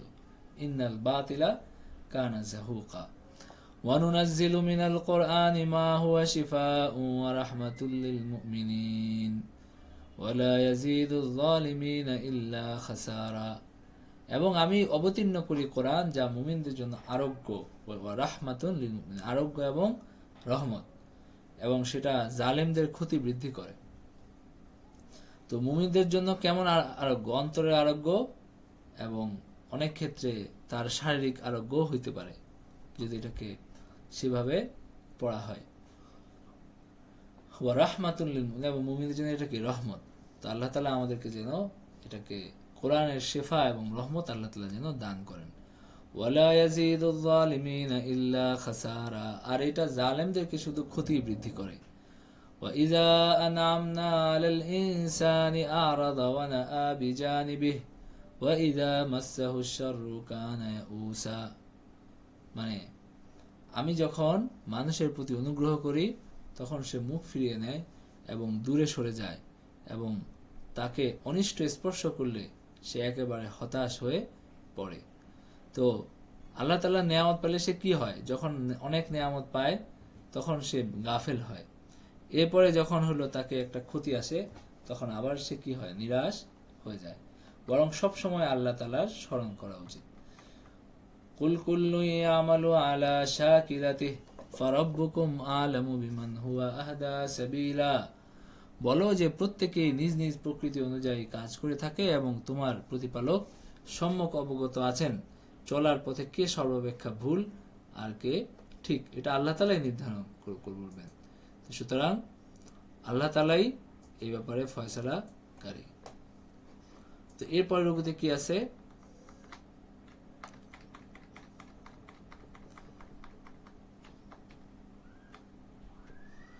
এরপরে রুকুতে আছে হলো যে আর রূহ আত্মা আল্লাহর হুকুমের অনুসারী, কেউ এই কোরআনের মতো কিছু তৈরি করতে পারবে না। এই কোরআনের মতো কিছু তৈরি করার সাধ্য কারো নাই। ওয়াসআলুনাকা আনির রূহি কুলির রূহু মিন আমরি রাব্বি, তারা রূহ সম্পর্কে প্রশ্ন করছিল। এটা ইহুদিদের প্রশ্ন ছিল যে তাকে গিয়ে জিজ্ঞেস করবো যে রূহ কি, এটা আমরা কেউ জানি না, তারা যেন বলে। তো রূহ আসলে কি? আল্লাহ বলছেন যে রূহ হলো মিন আমরি রাব্বি, তোমার প্রতিপালকের আদেশ ঘটিত বিষয়, এবং তোমাদেরকে খুব সামান্য জ্ঞান দেওয়া হয়েছে, তোমরা জানো না যে এটা কি।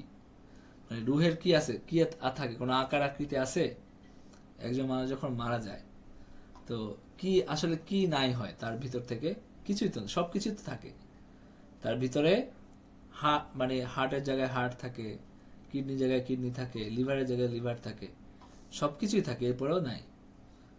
তার মানে আল্লাহ তাআলা বলছেন কি যে কুলির রূহু মিন আমরি রাব্বি, তোমার রবের আদেশ ঘটিত একটা বিষয়, এবং এই ব্যাপারে তোমাদেরকে খুব সামান্যই জ্ঞান দেওয়া হয়েছে। ওয়ালাইন শি'না লানাযহাবান্না বিল্লাযী আওহাইনা ইলাইকা সুম্মা লা তাজিদু বিহি আলাইনা ওয়াকিলা, ইচ্ছা করলে আমি তোমার প্রতি যা অবতীর্ণ ওহী করেছি তা অবশ্যই প্রত্যাহার করতে পারতাম, তাহলে এই বিষয়ে তুমি আমার বিরুদ্ধে কোনো বিধায়ক পাইতে না, যে তুমি কাউকে মানে উকিল বানাইবা সেই সুযোগ ছিল না। এরপর আল্লাহ বলছেন যে কুল্লা ইন ইজতামাআতিল ইনসু ওয়াল জিন্নু আলা আন ইয়াতু বিমিসলি হাযাল কুরআনি লা ইয়াতুনা বিমিসলিহি ওয়ালাউ কানা বাযুহুম লিবাযিন যাহিরা, যে জিন এবং মানুষ সম্মিলিতভাবে যদি চেষ্টা করত যে কোরআনের মতো কিছু বানাবে, তাহলে সেটা সম্ভব ছিল না। আর অবশ্যই আমি মানুষকে এই কোরআনের বিভিন্ন উপমা বিশদভাবে বর্ণনা করেছি, কিন্তু অধিকাংশ মানুষ কুফরি করা ব্যতীত ক্ষান্ত হইল না। আর যারা বলে আমরা কখনো ঈমান আনব না যতক্ষণ না তুমি আমাদের জন্য ভূমি হইতে এক পর্শবন উচ্চারিত করবে, ততক্ষণ কি করব না? ঈমান আনব না। অথবা তোমার খেজুরের এবং আঙুরের এক বাগান হইবে, যার ফাঁকে ফাঁকে তুমি অজস্র ধারায় প্রবাহিত করবে নদী নালা। অথবা তুমি যেমন বলে থাকো তদনুযায়ী আকাশকে খণ্ড বিখণ্ড করে আমাদের উপর ফেলবে, অথবা আল্লাহ ও ফেরেশতাদেরকে আমাদের সম্মুখে উপস্থিত করবে। তো অথবা তোমার একটা স্বর্ণ নির্মিত গৃহ হবে, তুমি আকাশে আরোহণ করবে, তুমি তোমার আকাশে আরোহণে আমরা কখনো ঈমান আনব না যতক্ষণ তুমি আমাদের প্রতি এক কিতাব অবতীর্ণ না করবে, যা আমরা পাঠ করব। বলো, পবিত্র মহান আমার প্রতিপালক, আমি তো হইতেছি কেবল একজন মানুষ, একজন রাসূল। তো তোমরা যে এত দাবি দেওয়া করতেছো আমার কাছে কি নাই, এই দাবি দেওয়া করে কোনো লাভ নেই। এত কথার জবাব কি একটা? কুল সুবহানা রাব্বি হাল কুনতু ইল্লা বাশারার রাসূলা, বলো যে মহিমাময় আল্লাহ তাআলা, এবং আমি শুধু একজন তুচ্ছ মানুষ, রাসূল ব্যতীত কিছুই না। আমি একজন মানুষ এবং রাসূল, এর বেশি আমি আর কিছুই না। তো সুতরাং এইসব দাবি আমার কাছে করে কি নাই, কোনো লাভ নাই। এরপরে আল্লাহ তাআলা মানব জাতির জন্য তোমাদের মধ্য থেকে রাসূল পাঠিয়েছেন। যদি পৃথিবীতে ফেরেশতারা থাকতো তাহলে তাদের জন্য আল্লাহ কোনো ফেরেশতাদেরকেই রাসূল বানিয়ে পাঠাতেন। তো মানুষের কাছে আল্লাহ মানুষই পাঠাইছেন। আল্লাহই হেদায়েতের মালিক, কাফেরদের অন্ধ এবং বধির বানিয়ে পুনরুজ্জীবিত করা হবে। একমাত্র কাফেররাই মৃত্যু পরের জীবন নিয়ে সন্দেহে থাকে। তো তাদের কাছে যখন পথ নির্দেশ আসে তখন তারা লোকদেরকে ঈমান আনা থেকে বিরত রাখে, এবং তারা বলে যে আল্লাহ কি মানুষকে রাসূল করিয়া করছেন, পাঠাইছেন? যে আল্লাহ কিভাবে, কেন মানুষকে রাসূল বানাইলেন? আল্লাহ তো ফেরেশতা করতে পারতেন। বলো যে ফেরেশতাগণ যদি নিশ্চিন্ত হয়ে পৃথিবীতে বিচরণ করত, তবে আমি আকাশ থেকে তাদের নিকট অবশ্যই ফেরেশতা রাসূল পাঠাইতাম। তো দুনিয়ায় মানুষ আছে, আমি মানুষ পাঠাইছি, এটাই আল্লাহ তাআলার নিজাম। তো সুতরাং এইসব প্রশ্ন তোলা কি কোনো এটা কোনো মিনিংফুল কোনো প্রশ্ন নেই, এগুলো হলো অহেতুক। তো বলো যে আমার এবং তোমাদের মধ্যে সাক্ষী হিসেবে আল্লাহ যথেষ্ট, তিনি তো তার বান্দাদেরকে সবিশেষ জানেন এবং দেখেন। এবং আল্লাহ যাকে পথনির্দেশ করেন সে পথপ্রাপ্ত হয়, আর যে পথভ্রষ্ট হয় তার জন্য কি থাকে না, কোনো সাহায্যকারী আর থাকে না। এবং প্রত্যেককে আল্লাহ তাআলা কিয়ামত দিনে উপস্থিত করবেন, অনেককে মুখে ভর দিয়ে উপস্থিত হবে, মুখে ভর দিয়ে চলা অবস্থায় অন্ধ মুখ বধির করে আল্লাহ তাআলা উপস্থিত করবেন এবং তাদের আবাসস্থল হবে জাহান্নাম। তো সুতরাং সাবধান হওয়া উচিত। এটাই তাদের প্রতিফল, কারণ তারা আমার নিদর্শন অস্বীকার করেছিল এবং বলেছিল যে অস্থিতে পরিণত চূর্ণ বিচূর্ণ হইলেও আমরা কি নতুন সৃষ্টিরূপে পুনরুত্থিত হব, এটা তারা বলছিল। তো সুতরাং এটা তাদের পরিণতি হবে। আওয়ালাম ইয়ারাউ আন্নাল্লাহাল্লাযী খালাকাস সামাওয়াতি ওয়াল আরদা কাদিরুন আলা আন ইয়াখলুকা মিসলাহুম ওয়া জাআলা লাহুম আজালান লা রাইবা ফীহি ফাআবায যালিমুনা ইল্লা কুফুরা। তারা কি লক্ষ্য করে না যে আল্লাহ যিনি আকাশমণ্ডল এবং পৃথিবী সৃষ্টি করেছেন তিনি তাদের অনুরূপ সৃষ্টি করতে সক্ষম, এটা তাদের বোঝা উচিত যে আল্লাহ তাআলা কত বিশাল সৃষ্টি করছেন। তো সুতরাং তুমি পচে গেলে তোমাকে নতুনভাবে সৃষ্টি করাটা এমন কি কঠিন বিষয়। বলো যদি কুল্লাউ আনতুম তামলিকুনা খাজাইনা রাহমাতা রাব্বি ইযাল লা আমসাকতুম খাশিয়াতাল ইনফাক ওয়া কানাল ইনসানু কাতুরা। বলো যদি আমার প্রতিপালকের দয়ার ভান্ডারের অধিকারী হতে, যদি তোমরা আমার প্রতিপালকের দয়ার ভান্ডারের অধিকারী হতে, তবু ব্যয় হইয়া যাইবে আশঙ্কায় তোমরা তা ধরে রাখতে।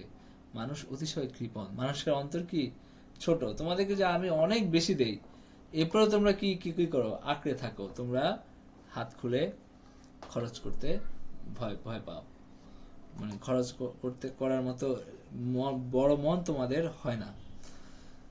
আচ্ছা, এরপরে 12 নম্বর রুকুতে আল্লাহ তাআলা কি বলছেন, মুসাকে 9টা নিদর্শন দেওয়া হয়েছিল তবু মানুষ ঈমান আনে নাই।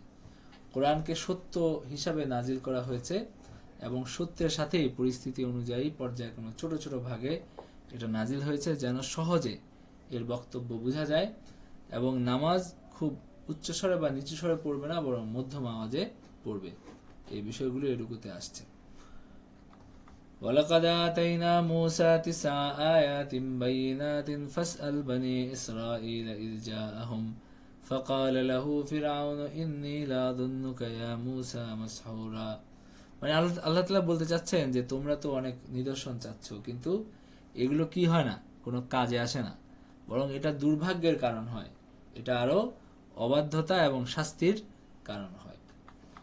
قال لقد علمت ما أنزل هؤلاء إلا رب السماوات والأرض بصائر وإني لأظنك يا فرعون مسبورا। মুসা আলাইহিস সালাম বলছিলেন যে অবশ্যই অবগত আছো যে এই সমস্ত স্পষ্ট নিদর্শন আকাশমণ্ডল এবং পৃথিবীর প্রতিপালকই অবতীর্ণ করেছেন প্রত্যক্ষ প্রমাণস্বরূপ। হে ফেরাউন, আমি তো দেখছি তোমার ধ্বংস আসন্ন, এত কিছু দেখার পরে যদি ঈমান না আনো তাহলে কি হবে, তুমি ধ্বংস হয়ে যাবে। মুসা আলাইহিস সালাম কিন্তু ফেরাউনের মানে কি যেন বলে একেবারে অনেক বেশি দূরের মানুষ ছিলেন না, মানে আছে না যে একটা অন্য জাতি গোষ্ঠীর মানুষ সে এসে বাচ্চার সামনে অনেক ভয় পাবে, তাকে মানে আছে না যে উঁচা নিচা এই ধরনের একটা ব্যাপার। তো মুসা আলাইহিস সালাম কিন্তু বড় হয়েছিলেন তার সাথে ওই প্রাসাদে তার বাপের আমলে, মানে যে ফেরাউন, এটা এই নিয়ে অবশ্য অনেক রকম আছে। তো একরকম বর্ণনা অনুযায়ী কি তার বাপের আমলে এই, আবার অনেকে বলছেন যে 400 বছর তো সে নিজে হাত পাইছে এবং সে তখন ছিল পরেও ছিল, আবার অনেকে বলছেন যে হলো এটা। তো যাই হোক, তিনি তো রাজপ্রাসাদে বড় হয়েছিলেন, তো সুতরাং তার সাথে ফেরাউনের কি ছিল পরিচয় ভালোভাবেই ছিল। পরে তিনি হলো ওই যে একজন কিপ্তি নিহত হয়ে যাওয়ার পরে তিনি মাদায়ান চলে গেছিলেন, এরপরে দীর্ঘদিন পরে ফিরে আসছেন 10 বছর সম্ভবত, তো তখন তিনি নবুয়ত নিয়ে আসছেন। তো ফেরাউনের সাথে তার পরিচয় ছিল। তো তিনি এখানে ফেরাউনকে সাবধান করছেন এবং বলছেন যে ফেরাউন তাদেরকে দেশ থেকে উচ্ছেদ করার সংকল্প করলো, তখন আমি ফেরাউন এবং তার সঙ্গীগণকে নিমজ্জিত করলাম। وقلنا من بعده لبني إسرائيل اسكنوا الأرض فإذا جاء وعد الآخرة جئنا بكم لفيفا। এরপরে বনী ইসরাইলকে আমি বললাম যে তোমরা ভূপৃষ্ঠে বসবাস করো এবং যখন কিয়ামতের প্রতিশ্রুতি বাস্তবায়িত হবে তখন তোমাদের সকলকে আমি একত্র করে উপস্থিত করব। وبالحق أنزلناه وبالحق نزل وما أرسلناك إلا مبشرا ونذيرا। আমি সত্য সহই কোরআন অবতীর্ণ করেছি এবং উহা সত্য সহই অবতীর্ণ হয়েছে। আমি তো তোমাকে কেবল সুসংবাদদাতা এবং সতর্ককারী রূপে প্রেরণ করছি। وقرآنا فرقناه لتقرأه على الناس على مكث ونزلناه تنزيلا। আমি কোরআনকে অবতীর্ণ করছি খণ্ড খণ্ড ভাবে যেন মানুষের নিকট পাঠ করতে পারে ক্রমে ক্রমে, এবং আমি তা ক্রমশ অবতীর্ণ করেছি। বলো যে তোমরা কোরআন বিশ্বাস করো বা বিশ্বাস না করো, যাদেরকে ইহার পূর্বে জ্ঞান দেওয়া হয়েছে তাদের নিকট যখন ইহা পাঠ করা হয় তখন তারা সিজদায় লুটাইয়া পড়ে। মানে আহলে কিতাবরা তারা যখন সত্য বুঝতে পারে তখন তারা কি হয়, তারা সিজদায় লুটিয়ে পড়ে। তো এরকম ঘটনা সম্ভবত খ্রিস্টানদের ক্ষেত্রে সম্ভবত ঘটছিল।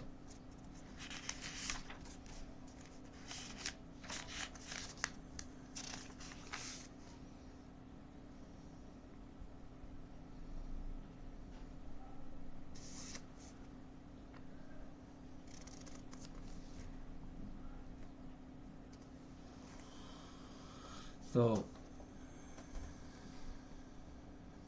এখানে আমি এরকম কিছু পাচ্ছি না।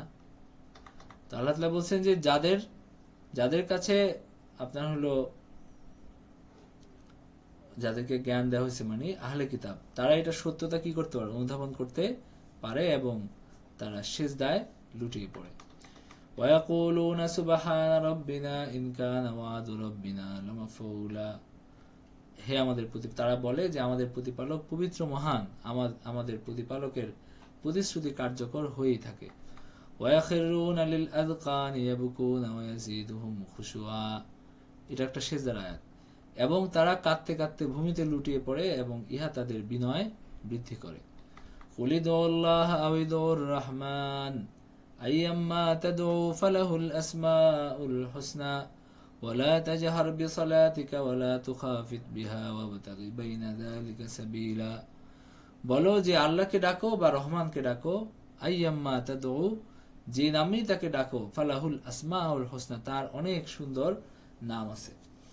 ওয়ালা তাজহার বিসালাতিকা ওয়ালা তুখাফিত বিহা ওয়াবতাগি বাইনা যালিকা সাবিলা। তোমরা নামাজে অতি উচ্চ স্বরে নামাজ পড়ো না এবং অতি ক্ষীণ স্বরেও পড়ো না, বরং মাঝামাঝি স্বরে পড়ো।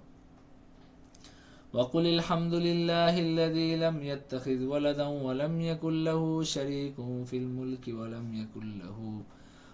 يكن له ولي من الذل وكبره تكبيرا। وقل الحمد لله الذي لم يتخذ ولدا ولم يكن له شريك في الملك ولم يكن له ولي من الذل وكبره تكبيرا। বলো যে সকল প্রশংসা আল্লাহ তাআলার, যিনি কোনো সন্তান গ্রহণ করেন নাই এবং ওয়ালাম ইয়াকুল লাহু শারীকুন ফিল মুলকি, এবং তার রাজত্বের মধ্যে কি নাই, কোনো শরীক নাই। ওয়ালাম ইয়াকুল লাহু ওয়ালিয়্যুম মিনাজ যুল্লি, এবং যে কারণে তার অভিভাবকের প্রয়োজন হইতে পারে, তিনি দুর্দশাগ্রস্ত হন না, যে কারণে তার অভিভাবকের প্রয়োজন হইতে পারে। সুতরাং সসম্ভ্রমে তার মাহাত্ম্য ঘোষণা করো, ওয়াকাব্বিরহু তাকবীরা, তার মাহাত্ম্য ঘোষণা করো। তো এর কি হয়ে গেল, এই আপনার বনী ইসরাইল শেষ হয়ে গেল, সূরা বনী ইসরাইল। কারো কোনো প্রশ্ন আছে? আজকে আমরা 10টা থেকে পড়া শুরু করছি। আমার কয়েকটা কোশ্চেন ছিল আসলে। জি জি, প্রথম থেকে শুরু করে প্রথমে একটু জোরে বলেন, আমরা যেন শুনতে পাই। আচ্ছা, এখন শুনতে পাচ্ছেন? এখন কিছুটা বেশি, আরেকটু স্পষ্ট হলে ভালো হয়। আচ্ছা, হ্যাঁ, আমার এখন ব্লুটুথ শোনা যাচ্ছে, এখন শোনা এখন যাচ্ছে, বলেন। আচ্ছা, ঠিক আছে, আমি ব্লুটুথ খুলে নিছি। জি, আচ্ছা, উনি বোধহয় বের হয়ে গেছে। আর কোনো প্রশ্ন আছে অন্য কারো? জি উস্তাদ, একটা প্রশ্ন জি জি। এই সূরার সাথে সম্পর্কিত না। ওই মানে বাংলাদেশে যে প্রাণ আরএফএল আছে, ওটা তো কাদিয়ানীদের প্রতিষ্ঠান। তো জি। এই প্রতিষ্ঠানে চাকরি করলে কি ওটা মানে ওই উপার্জনটা হারাম হবে এরকম? হারাম হবে কেন? মানে হারাম হবে কি হিসাবে?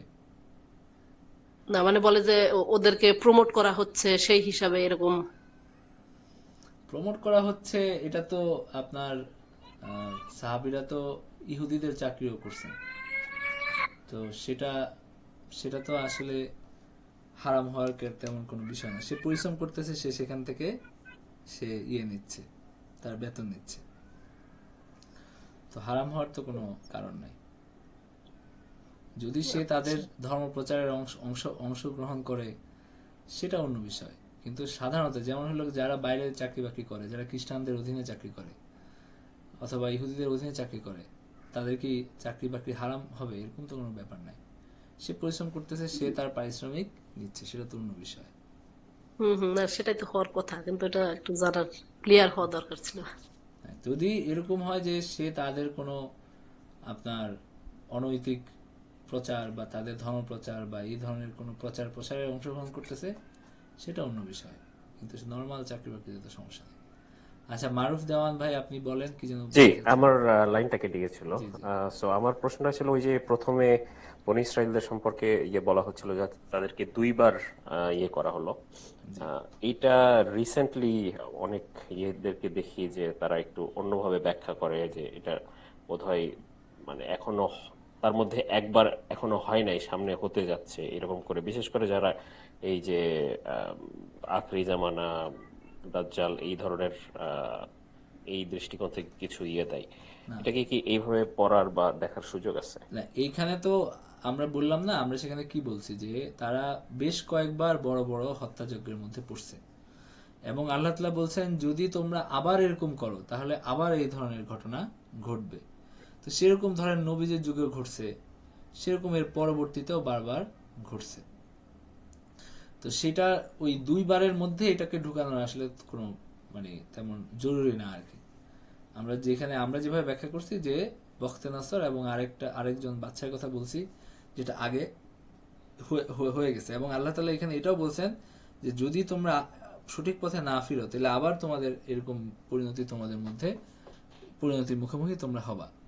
তো এখন সেটা তো ধারাবাহিকতা আছেই, নবীদের যুগে হয়েছে, পরে হয়েছে, আমাদের এই মানে বারবার তো এই ধরনের অবস্থার মধ্যে তারা পড়ছে।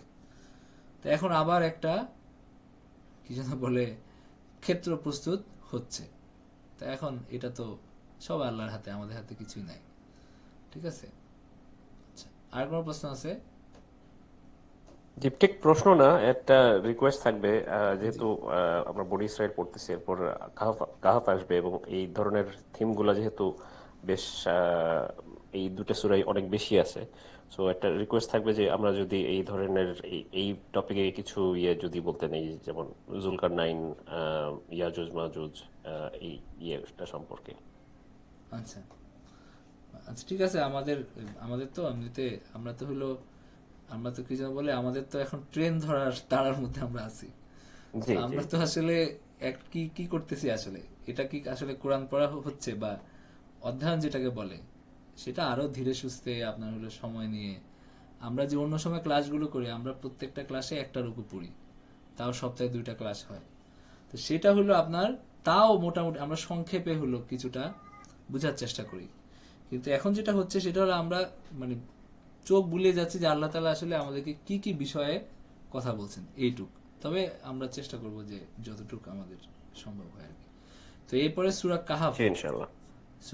শুরু হচ্ছে। অত্যন্ত মর্যাদাপূর্ণ ফজিলতপূর্ণ একটা সূরা। যে সূরা বলা হয়েছে যে দাজ্জালের ফিতনা থেকে রক্ষা করার জন্য এই সূরাটা আল্লাহ মানে নবীজি পড়তে বলছেন, এবং প্রত্যেক জুমার দিন পড়তে বলছেন। তো আল্লাহ তাআলা বলেন প্রথম রুকুতে কি আছে সূরা কাহাফের প্রথম রুকুতে, যারা বলে আল্লাহর ছেলে আছে তারা খুবই কুৎসিত মিথ্যা বলে, এবং গুহার সহচরী মানে আসহাবে কাহাফের ঘটনাটা শুরু হয়ে গেছে প্রথম রুকু থেকে। আলহামদুলিল্লাহিল্লাযী আনজালা আলা আবদিহিল কিতাবা ওয়া লাম ইয়াজআল লাহু ইওয়াজা। আল্লাহ তাআলা বলেন যে সমস্ত প্রশংসা আল্লাহ তাআলার জন্য, যিনি তার বান্দার উপর কিতাব নাজিল করছেন এবং সেখানে কি রাখেন নাই, কোনো বক্রতা রাখেন নাই। কাইয়িমান লিয়ুনযিরা বা'সান শাদীদাম মিন লাদুনহু ওয়া ইউবাশশিরাল মুমিনিনা আল্লাযীনা ইয়া'মালুনাস সালিহাতি আন্না লাহুম আজরান হাসানা। আল্লাহ তাআলা ইহাকে করেছেন সুপ্রতিষ্ঠিত তার কঠিন শাস্তি সম্পর্কে সতর্ক করার জন্য এবং মুমিনগণ যারা সৎকর্ম করে তাদেরকে এই সুসংবাদ দেওয়ার জন্য যে তাদের জন্য আছে উত্তম পুরস্কার। মা কিসিনা ফীহি আবাদা, যাতে তারা হবে চিরস্থায়ী। ওয়ায়ুনযিরাল্লাযীনা ক্বালু ইত্তাখাযাল্লাহু ওয়ালাদা, এবং সতর্ক করার জন্য তাদেরকে যারা বলে যে আল্লাহ সন্তান গ্রহণ করিয়াছেন।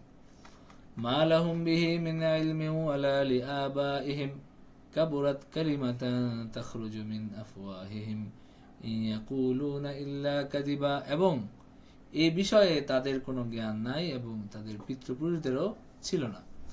তাদের মুখ নিঃসৃত বাক্য কি সাংঘাতিক, তারা তো কেবল মিথ্যাই বলে। ফালাআল্লাকা বাখিউন নাফসাকা আলা আসারিহিম ইল্লাম ইউমিনু বিহাযাল হাদীসি আসাফা। উহারা এই বাণী বিশ্বাস না করলে সম্ভবত তাদের পিছনে ঘুরিয়ে তুমি কোনো দুঃখে আত্মবিনাশী হয়ে পড়বে। মানে নবীজিকে আল্লাহ তাআলা কি বলছেন, এত বেশি উদ্গ্রীব হতে আল্লাহ তাআলা নিষেধ করছেন যে তুমি নিজের ক্ষতি করো না, তাদের জন্য আফসোস করে তাদেরকে তুমি দাওয়াত দাও, তারা যারা হেদায়েত হওয়ার তারা হেদায়েত হবে। ইন্না জাআলনা মা আলাল আরদি যিনাতাল লাহা লিনাবলুয়াহুম আইয়ুহুম আহসানু আমালা। পৃথিবীর উপর যা কিছু আছে আমি সেগুলোকে তার শোভা করেছি মানুষকে এই পরীক্ষা করার জন্য যে তাদের মধ্যে কর্মে কে শ্রেষ্ঠ, এটা মানুষের পরীক্ষা। ওয়া ইন্না লাজাইলুনা মা আলাইহা সাইদান জুরুসা। উহার উপর যা কিছু আছে তা অবশ্যই আমি উদ্ভিদ শূন্য ময়দানে পরিণত করব। এই দুনিয়াটা একসময় কি হবে, একটা ময়দানে পরিণত হবে, হাসরের ময়দানে পরিণত হবে। আম হাসিবতা আন্না আসহাবাল কাহফি ওয়ার রাকিম কানু মিন আয়াতিনা আজাবা।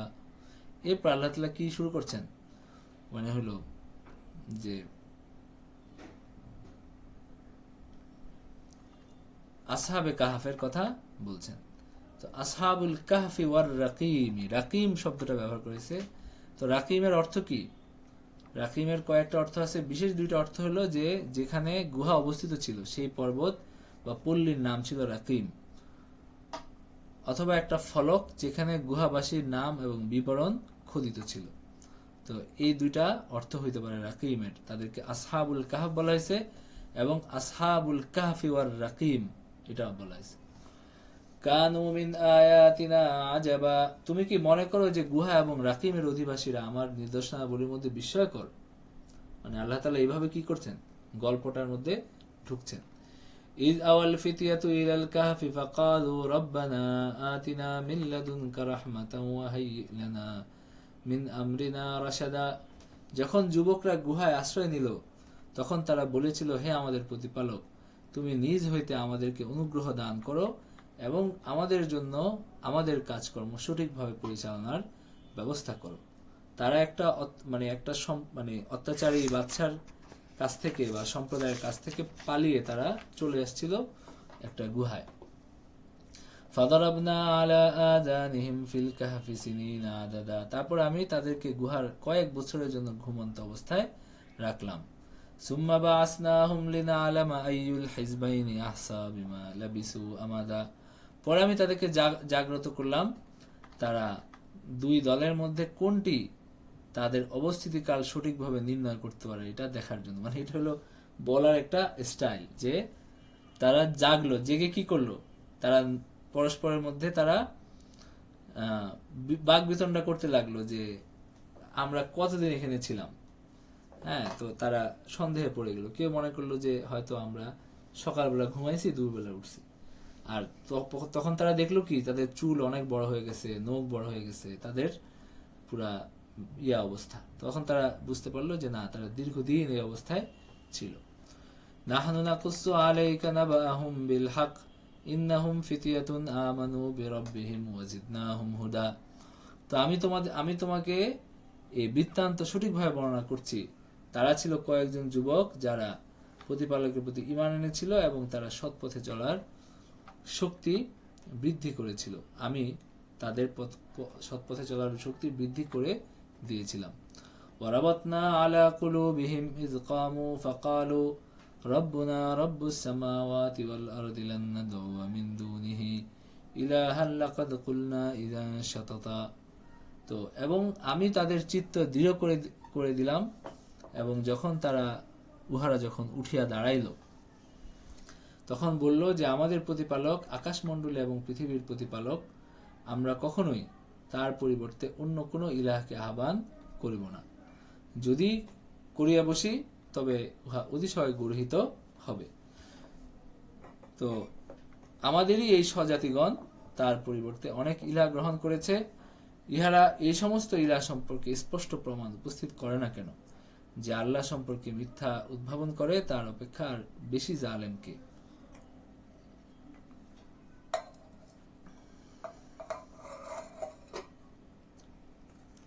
তো তোমরা যখন বিচ্ছিন্ন হলে তাদের থেকে, তারা আল্লাহর পরিবর্তে যাদের ইবাদত করে তাদের হতে, তখন তোমরা গুহায় আশ্রয় গ্রহণ করো। তোমাদের প্রতিপালক তোমাদের জন্য তার দয়া বিস্তার করবেন এবং তিনি তোমাদের কাজকর্ম ফলপ্রসূ করার ব্যবস্থা করবেন। আর আল্লাহ তাআলা এরপর বলতেছেন, وَتَرَى الشَّمْسَ إِذَا طَلَعَتْ تَزَاوَرُ عَنْ كَهْفِهِمْ ذَاتَ الْيَمِينِ وَإِذَا غَرَبَتْ تَقْرِضُهُمْ ذَاتَ الشِّمَالِ وَهُمْ فِي فَجْوَةٍ مِّنْهُ। তুমি দেখতে পাইতে, মানে তুমি যদি সেখানে যাইতা, তুমি দেখতে পাইতা যে কি তারা গুহার প্রশস্ত চত্বরে অবস্থিত সূর্য উদয়কালে তাদের গুহার দক্ষিণ পার্শ্বে হেলে যায় এবং অস্তকালে তার অতিক্রম করে বাম পার্শ্ব দিয়া অতিক্রম করে। এই সমস্ত আল্লাহর নিদর্শন যে তার গুহা এমন জায়গায় তারা ছিল, সূর্য উঠলেও তাদের আলোটা সেভাবে প্রবেশ করে না, সূর্য অস্ত যাওয়ার সময়ও কি সেভাবে প্রবেশ করে না, এবং আল্লাহ যাকে সৎপথে পরিচালিত করেন সে সৎপ্রাপ্ত, এবং তিনি যাকে পথভ্রষ্ট করেন তুমি কখনো তার কোনো পথ প্রদর্শনকারী পাবে না। মানে আল্লাহ তাআলা এইভাবে কি তাদেরকে নিরাপত্তা দিয়ে তাদেরকে দীর্ঘদিনের জন্য ঘুমে আচ্ছন্ন রাখছেন। আচ্ছা, এরপরে আল্লাহ তাআলা বলতেছেন যে তুমি তাদেরকে দেখলে ভাবতে যে তারা জাগ্রত, কিন্তু তারা ছিল ঘুমন্ত। ওয়াতাহসাবুহুম আইকাদাও ওয়া হুম রুকুদ, তাদের চোখ ধরেন খোলা ছিল, দেখলে দেখা যেত কি তারা জেগে বসে আছে, কিন্তু আসলে তারা ঘুমিয়ে আছে। ওয়া নুকাল্লিবুহুম যাতাল ইয়ামিনি ওয়া যাতাশ শিমাল, তারা মাঝে মাঝে ডান দিকে ঘুরতো, বাম পাশে, মানে পাশ ফিরতো আর কি, ঘুমের মধ্যে মাঝে মাঝে পাশ ফিরে এরকম পাশ ফিরতো। ওয়া কালবুহুম বাসিতুন যিরাইহি বিল ওয়াসিদ, আর তাদের একটা কুকুর ছিল, এই কুকুরটা থাবা বিস্তার করে বাইরে বসেছিল, যেন কোনো চতুষ্পদ জন্তু ভয়ে এটার মধ্যে কি মানে প্রবেশ না করে। লাউইত্তালাত আলাইহিম লাওয়াল্লাইতা মিনহুম ফিরারাও ওয়া লামুলিতা মিনহুম রুবা। আল্লাহ কত চমৎকার করে বলছেন যে এই কুকুরটা কি করছিল, থাবা মানে বিস্তার করেছিল, যে তুমি তাকিয়ে দেখলে, মানে লাউইত্তালাত আলাইহিম, তুমি যদি তাদেরকে দেখতা তাহলে পিছনে ফিরে পলায়ন করতা অথবা ভয়ে আতঙ্কগ্রস্ত হয়ে পড়তাম। মানে সেই দৃশ্যটা এত ভয়াবহ ছিল, মানে এই কারণে কি হয় নাই, মানে তারা কোনো চতুষ্পদ জন্তু বা হলো কোনো মানুষের ইয়েতে পড়ে নাই, সবাই দূরত্ব বজায় রেখে চলছে। আর আল্লাহ তাআলা এইভাবে তাদেরকে এই মানুষের দৃষ্টি থেকে দূরে রাখছেন। তুমি যদি দেখতা সেই দৃশ্য যে একটা কুকুর এভাবে বসে আছে ভিতরে, মানে চোখ খুলে ঘুমাচ্ছে কিছু লোক, তো তখন তুমি হলা হয় তুমি মানে ভয়ে বিহ্বল হয়ে যাইতা, অথবা তুমি হলো দৌড়ে সেখান থেকে চলে আসতে। ভয়াবহ একটা ব্যাপার। ওয়াকাযালিকা বাসনাহুম লিয়াতাসাআলু বাইনাহুম ক্বালা কাইলুম মিনহুম কাম লাবিসতুম। এরপরে যখন তারা ঘুম থেকে জাগ্রত হইল তখন তারা পরস্পর কথা বলতে লাগলো যে কয়দিন আমরা এইভাবে ঘুমিয়েছিলাম। ক্বালা কাইলুম মিনহুম কাম লাবিসতুম ক্বালু লাবিসনা ইয়াওমান আও বা'দা ইয়াওম। কেউ বলল যে আমরা হয়তো একদিন অথবা কিছু সময়, দিনের কিছু সময় হতে ছিলাম। ক্বালু রাব্বুকুম আ'লামু বিমা লাবিসতুম, তারা বলল যে আল্লাহই ভালো জানেন আমরা কয়দিন এখানে ছিলাম। একজনকে পাঠাও এই টাকাগুলো দিয়ে, যেন আমাদের জন্য কিছু খাবার নিয়ে আসতে পারে, আমাদের জন্য কিছু খাবার জন্য নিয়ে আসতে পারে, এবং সেই জন্য বিচক্ষণতার সাথে কাজ করে, কিছুতেই যেন আমাদের সম্পর্কে কেউ না জানতে পারে। তো তারা যখন এই বিষয়ে জানতে পারে, তবে তোমাদেরকে প্রস্তরাঘাতে তারা হত্যা করবে। মানে তারা খুব ভয়ে ছিল, তারা যে পালিয়ে আসছে তারা খুব ভয়ে ছিল। এইভাবে আমি মানুষকে তাদের বিষয়ে জানিয়ে দিলাম, যেন তারা জ্ঞাত হয় যে আল্লাহর প্রতিশ্রুতি সত্য এবং কিয়ামতে কোনো সন্দেহ নাই। মানে এটাকে কি পুনরুত্থানের একটা দলিল হিসাবে আমি মানুষকে দেখাইলাম। তখন এই অঞ্চলের মানুষ কি হয়ে গেছে, তাদের দিন আল্লাহ তাআলার দ্বীনের অনুগামী হয়ে গেছে। তারা যখন বাজারে গেল, সেখানে তারা হলো যখন দেখলো যে এরকম একটা লোক আসছে অনেক আগের একটা মুদ্রা নিয়ে, তখন তারা তাদের সাথে এসে দেখলো যে এই অবস্থা। তখন মানুষকে আল্লাহ তাআলা কি করলেন, এটা জানিয়ে দিলেন। إذ يتنازعون بينهم أمرهم فقالوا ابنوا عليهم بنيانا। এরপরে তারা এসে তারা নিজেদের মধ্যে বিতর্ক করলো যে এখানে আমরা কি করব এখন। কেউ বললো যে ইবনু আলাইহিম বুনিয়ানা, এখানে আমরা একটা সৌধ নির্মাণ করি। রব্বুহুম আলামু বিহিম ক্বালাল্লাযীনা গালাবু আলা আমরিহিম লানাত্তাখিযান্না আলাইহিম মাসজিদা। এরপরে তারা একটা মসজিদ তৈরি করার জন্য তারা মনস্থির করলো, বা এই মতটা প্রবল হলো যে আমরা একটা মসজিদ বানাবো এখানে। সায়াকুলুনা সালাসাতুর রাবিউহুম কালবুহুম ওয়া ইয়াকুলুনা খামসাতুন সাদিসুহুম কালবুহুম রাজমান বিল গায়ব ওয়া ইয়াকুলুনা সাবআতুন ওয়া সামিনুহুম কালবুহুম। মানে মক্কার মানুষ বা অন্য আহলে কিতাবরা যখন এই ঘটনা বর্ণনা করতো, তাদের মধ্যে সন্দেহ ছিল যে কয়জন, তারা এটা নিয়ে তাদের মধ্যে কিছু মতভেদ ছিল। তা আল্লাহ তাআলা বলতেছেন, কেউ বলে যে 3 জন, কেউ বলে 5 জন, কেউ বলে 7 জন। আল্লাহ তাআলা বলছেন যে রাব্বি আ'লামু বিইদ্দাতিহিম মা ইয়ালামুহুম ইল্লা কালিল। আল্লাহ তাআলাই ভালো জানেন কয়জন। তা আমরা কয়জন বলি, এখানে শেষে যেটা আছে ওয়া ইয়াকুলুনা সাবআতুন ওয়া সামিনুহুম কালবুহুম। তো আগের গুলাতে আল্লাহ তাআলা কি বলছেন, রাজমান বিল গায়ব, অদৃশ্য সম্পর্কে অনুমান করে। আর এখানে এটা বলেন নাই। তার মানে এইটাই হয়তো যে 7 জন ছিল এবং 8ম হলো তাদের কুকুর। ফালা তুমারি ফীহিম ইল্লা মিরাআন যাহিরান ওয়া লা তাস্তাফতি ফীহিম মিনহুম আহাদা। তো সাধারণ আলোচনা ছাড়া তুমি তাদের সাথে কোনো বিতর্ক করিও না, এবং তাদের কাউকেও এই বিষয়ে জিজ্ঞাসাবাদ করিও না। ওয়ালা তাকুলান্না লিশাইইন ইন্নী ফাইলুন যালিকা গাদা। এই যে আল্লাহ তাআলা এখানে কি করছেন, নবীকে সাবধান করে দিচ্ছেন যে ওয়ালা তাকুলান্না লিশাইইন ইন্নী ফাইলুন যালিকা গাদা, কখনোই তুমি কোনো বিষয়ে বলিও না যে আমি সেটা আগামীকাল করব। ইল্লা আইয়াশা আল্লাহ, আল্লাহ ইচ্ছা করলে এই কথা না বলে, আল্লাহ তাআলার ইচ্ছা করলে করব এই কথা না বলে যেন তুমি না। তো এখানে একটা শায়ানুজুল আছে, সেটা কি যে কাফের সর্দাররা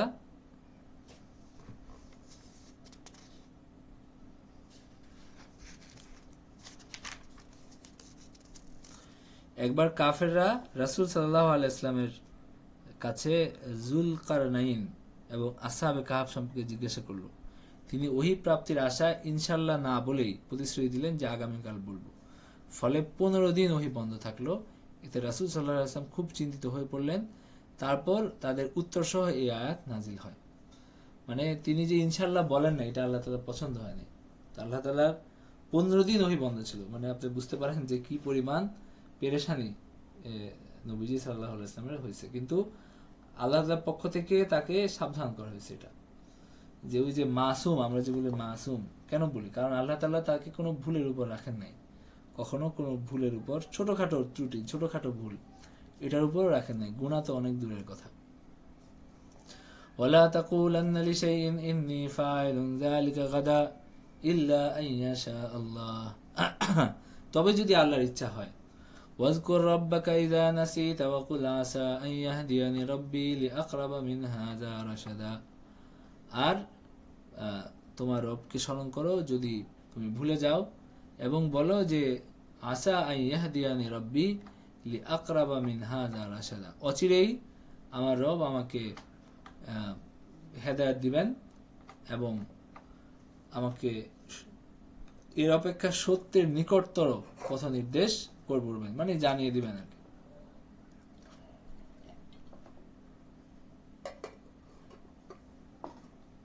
তারা তাদের গুহায় ছিল কয় দিন? গুহায় ছিল সালাসা মিআতি সিনিন, 300 বছর এবং আরো 9 বছর, মানে 309 বছর তারা এই গুহার মধ্যে ছিল। কুলিল্লাহু আ'লামু বিমা লাবিসু লাহু গায়বুস সামাওয়াতি ওয়াল আরদ, বলো যে আল্লাহ তাআলা জানেন যে তারা কয়দিন ছিল, এবং আল্লাহ তাআলা কাছে গায়েবের সংবাদ আছে। আবসির বিহি ওয়া আসমিয়া মা লাহুম মিন দুনিহি মিন ওয়ালিয়্যিন ওয়া লা ইউশরিকু ফি হুকমিহি আহাদা, তিনি ব্যতীত উহাদের কোনো অভিভাবক নাই, তিনি তা কাউকেও নিজ কর্তৃত্বের শরীক করেন না। তুমি তোমার প্রতি প্রত্যাদিষ্ট তোমার প্রতিপালকের কিতাব থেকে পাঠ করে শোনাও, তার বাক্য পরিবর্তন করার কেউ নাই, তুমি কখনোই তাকে ব্যতীত কোনো আশ্রয় পাবে না। তুমি নিজেকে ধৈর্য সহকারে রাখবে, উহাদেরই সংসর্গে যারা সকাল এবং সন্ধ্যায় আহ্বান করে উহাদের প্রতিপালককে তার সন্তুষ্টি লাভের উদ্দেশ্য, এবং তুমি পার্থিব জীবনের শোভা কামনা করে উহাদিগ হইতে তোমার দৃষ্টি ফিরাইয়া লইও না। তুমি তার আনুগত্য করিও না, যার চিত্তকে আমি আমার স্মরণে অমনোযোগী করে দিয়েছি, যে তার খেয়াল খুশি অনুসরণ করে ও যার কার্যকলাপ সীমা অতিক্রম করে। বলো, সত্য তোমাদের প্রতিপালকের নিকট হইতে, সুতরাং যার ইচ্ছা সত্য বিশ্বাস করুক, যার ইচ্ছা সত্য প্রত্যাখ্যান করুক। আমি জালেমদের জন্য প্রস্তুত রেখেছি অগ্নি, যার বেষ্টনী তাদেরকে পরিবেষ্টন করে থাকবে। তারা পানি চাইলে তাদেরকে দেওয়া হবে গলিত ধাতুর মতো পানীয়, যা তাদের মুখমণ্ডল দগ্ধ করবে। ইহা নিকৃষ্ট পানীয়, আর জাহান্নাম কত নিকৃষ্ট আশ্রয়। ইন্নাল্লাযীনা আমানু ওয়া আমিলুস সালিহাতি ইন্না লা নুদিয়ু আজরা মান আহসানা আমালা, আল্লাহ তাআলা বলছেন যে যারা ঈমান আনে, সৎকর্ম করে, আমি কখনোই তাদের আমল, তাদের যে আজর, তাদের যে প্রতিদান, সেটা আমি নষ্ট হইতে দিব না। এবং তাদের জন্য আছে স্থায়ী জান্নাত, সেই জান্নাতের কথা বলা হয়েছে, জান্নাতের যে বিভিন্ন আপনার নেয়ামত, সেটার কথা বলা হয়েছে। তারা যে সেখানে ইউহাল্লাউনা ফিহা মিন আসাউরা মিন যাহাব, তারা সেখানে স্বর্ণের অলংকার তারা পরবে, স্বর্ণ কঙ্কনে অলংকৃত হবে, স্বর্ণের চুড়ি পরবে। ওয়ালবাসুনা সিয়াবান খুদরাম মিন সুন্দুস, তারা হইল সূক্ষ্ম পুরু রেশমের সবুজ বস্ত্র সেখানে সমাসীন হবে এবং সুসজ্জিত আসনে বসবে। কত সুন্দর পুরস্কার এবং কত উত্তম আশ্রয়স্থল। নিয়ামাত সাওয়াব ওয়া হাসনাত মুরতাফাকা। এরপরে আপনার 5 নম্বর রুকুতে কি আছে? একজন বিশ্বাসী এবং অবিশ্বাসীর দৃষ্টান্ত। আল্লাহ তাআলা এখানে দুইজন ব্যক্তির দৃষ্টান্ত দিচ্ছেন। দুইজন ব্যক্তির কি ছিল? বাগান ছিল, আঙ্গুরের বাগান। এবং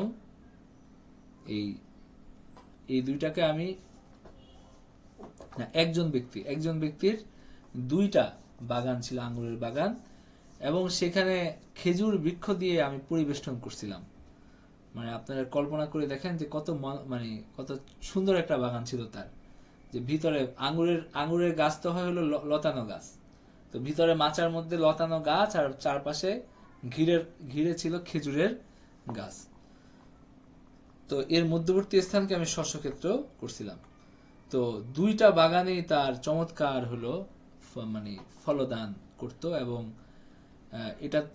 এটার মধ্যে কি থাকতো না, কোনো ত্রুটি থাকতো না। ওয়াফাজ্জারনা খিলালাহুমা নাহারা, আর উভয়ের ফাঁকে ফাঁকে আমি প্রবাহিত করেছিলাম নহর, ঝর্ণা প্রবাহিত হইত। তো যখন প্রচুর ধন সম্পদ, এবং তার একজন যার কথা বলা হচ্ছে তার প্রচুর ধন সম্পদ ছিল, এরপর সে কথা প্রসঙ্গে আরেকজনকে বলল, তার ধন সম্পদে আমি তোমার থেকে শ্রেষ্ঠ এবং জনবলে তোমার অপেক্ষা শক্তিশালী। যে তুমি তো আসলে, তোমার কি আছে? তোমার তো কিছুই নাই। আমি ধন সম্পদেও আমার বেশি, আবার জনবলও আমার বেশি। তো এইভাবে নিজের প্রতি জুলুম করে, অহংকার করে, সে হলো তার উদ্যানে প্রবেশ করলো। সে বলল যে আমি মনে করি না যে এটা কখনো ধ্বংস হয়ে যাবে। এত চমৎকার একটা বাগান, আমাকে এত দীর্ঘদিন ধরে ফল দিচ্ছে, আমি মনে করি যে এটা কখনো ধ্বংস হবে। এবং সে আরো সে বাড়াইলো, সে বলল যে আমি মনে করি না যে কেয়ামত হবে, এবং আমি আমার প্রতিপালকের নিকট প্রত্যাবর্তিত হই, তবে আমি তো নিশ্চয়ই উহা অপেক্ষা উৎকৃষ্ট স্থান পাবো। মানে সে বলছে যে আমি মনে করি না যে কেয়ামত হবে, আর যদি হই, যদি আমি প্রতিপালকের সামনে, আমার রবের সামনে কখনো যাই, তাহলে আমি তো এখনকার চেয়ে বেশি সম্মান পাবো। মানে আমি দুনিয়াতে এত সম্মান আল্লাহ আমাকে দিচ্ছেন, এত ধন সম্পদ দিচ্ছেন, তার মানে তখনও তো আল্লাহ আমাকে সম্মান দিবেন। তো তার যে সঙ্গী, সে বলল যে, তার সাথে একটু তর্ক করে সে বলল যে তুমি আল্লাহকে অস্বীকার করতেছো, যিনি তোমাকে সৃষ্টি করছেন, এবং বরং আল্লাহ তো আমাদের রব, এবং আমি তার সাথে কোনো শরিক, মানে আমি কোনো শরিক সাব্যস্ত করি না, আমি শুধু এক আল্লাহর আরাধনা করি। এবং তিনি তাকে ভুল ধরলেন তার কথার, যে তোমার বলা উচিত, যখন তুমি তোমার বাগানে প্রবেশ করছো, তোমার বলা উচিত ছিল মাশা আল্লাহু লা কুওয়াতা ইল্লা বিল্লাহ, যে আল্লাহর প্রশংসা, আল্লাহ কি চান, আল্লাহ যা চান তাই হয়, আল্লাহর সাহায্য ছাড়া কোনো সুখ নেই। এই কথা তোমার বলা উচিত ছিল, এটা বলা উচিত যখন কোনো ভালো কিছু হয়, নিজের কোনো উন্নতি হয়, ভালো ইয়ে হয়, তখন মাশা আল্লাহু লা কুওয়াতা ইল্লা বিল্লাহ এই কথাটা বলা উচিত। তো ইন তারানি আনা আকাল্লা মিনকা মালান ওয়া ওয়ালাদা, যদি তোমার মনে হয়, বাগানে ঢুকে যদি তোমার এরকম একটা অনুভূতি হয় যে আরে আমার তো এত কিছু আছে আর তার তো তেমন কিছু নাই, তখন তোমার বলা উচিত ছিল যে মাশা আল্লাহু লা কুওয়াতা ইল্লা বিল্লাহ। তো ফাসা রাব্বি আন ইউতিয়ানি খায়রাম মিন জান্নাতিকা ওয়া ইউরসিলা আলাইহা হুসবানাম মিনাস সামা ফাতুসবিহা সাঈদান জালাকা, তবে হয়তো আমার প্রতিপালক আমাকে তোমার উদ্যান অপেক্ষা উৎকৃষ্টতর কিছু দিবেন, এবং তোমার উদ্যানে আকাশ থেকে নির্ধারিত বিপর্যয় প্রেরণ করবেন, যার ফলে তা উদ্ভিদ শূন্য ময়দানে পরিণত হবে, অথবা তার পানি ভূগর্ভে অন্তর্হিত হবে, এবং তুমি কখনো তার সন্ধান লাভে সক্ষম হইবে না। وأحيط بثمره فأصبح يقلب كفيه على ما أنفق فيها وهي خاوية على عروشها ويقول يا ليتني لم أشرك بربي أحدا। তার মানে তার ফল সম্পদ বিপর্যয়ে বেষ্টিত হইয়া গেল। এই ঘটনার পরে, তাদের মধ্যে কথোপকথনের পরে ঠিকই সত্যি সত্যি একদিন কি হলো, তার এই বাগান এটা ধ্বংস হয়ে গেল। তখন সে আফসোস করে বলল যে ইয়া লাইতানি লাম উশরিক বিরাব্বি আহাদা, হায় আফসোস যদি আমি আমার রবের সাথে কাউকে শরীক না করতাম। ওয়ালাম তাকুল লাহু ফিয়াতুন ইয়ানসুরুনাহু মিন দুনিল্লাহি ওয়া মা কানা মুনতাসিরা, আর আল্লাহ ব্যতীত তাকে সাহায্য করার কোনো লোকজন ছিল না, এবং সে নিজেও প্রতিকারে সমর্থ হইল না। হুনালিকাল ওয়ালায়াতু লিল্লাহিল হক ওয়া খায়রুন সাওয়াবান ওয়া খায়রুন উকবা, এই ক্ষেত্রে কর্তৃত্ব আল্লাহর, যিনি সত্য পুরস্কার দানে ও পরিণাম নির্ধারণে তিনি শ্রেষ্ঠ। তো আল্লাহ তাআলা এখানে তাকে কি করছেন, কিছুটা অনুগ্রহ করছেন, যেন সে লজ্জিত হওয়ার কি পায়, অবকাশ পায়, সুযোগ পায়, এবং দুনিয়ার জীবনে সে যদি লজ্জিত হয়, অনুতপ্ত হয়, তাহলে কি হবে, আখিরাতের চিরস্থায়ী শাস্তি থেকে সে বেঁচে যাবে। তো এরপরে আল্লাহ তাআলা 6 নম্বর রুকুতে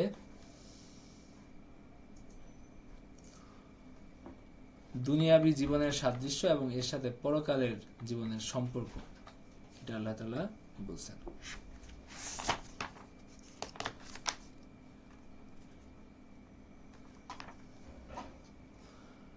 আচ্ছা, তো واضرب لهم مثل الحياة الدنيا كماء أنزلناه من السماء فاختلط به نبات الأرض فأصبح هشيما تذروه الرياح وكان الله على كل شيء مقتدرا।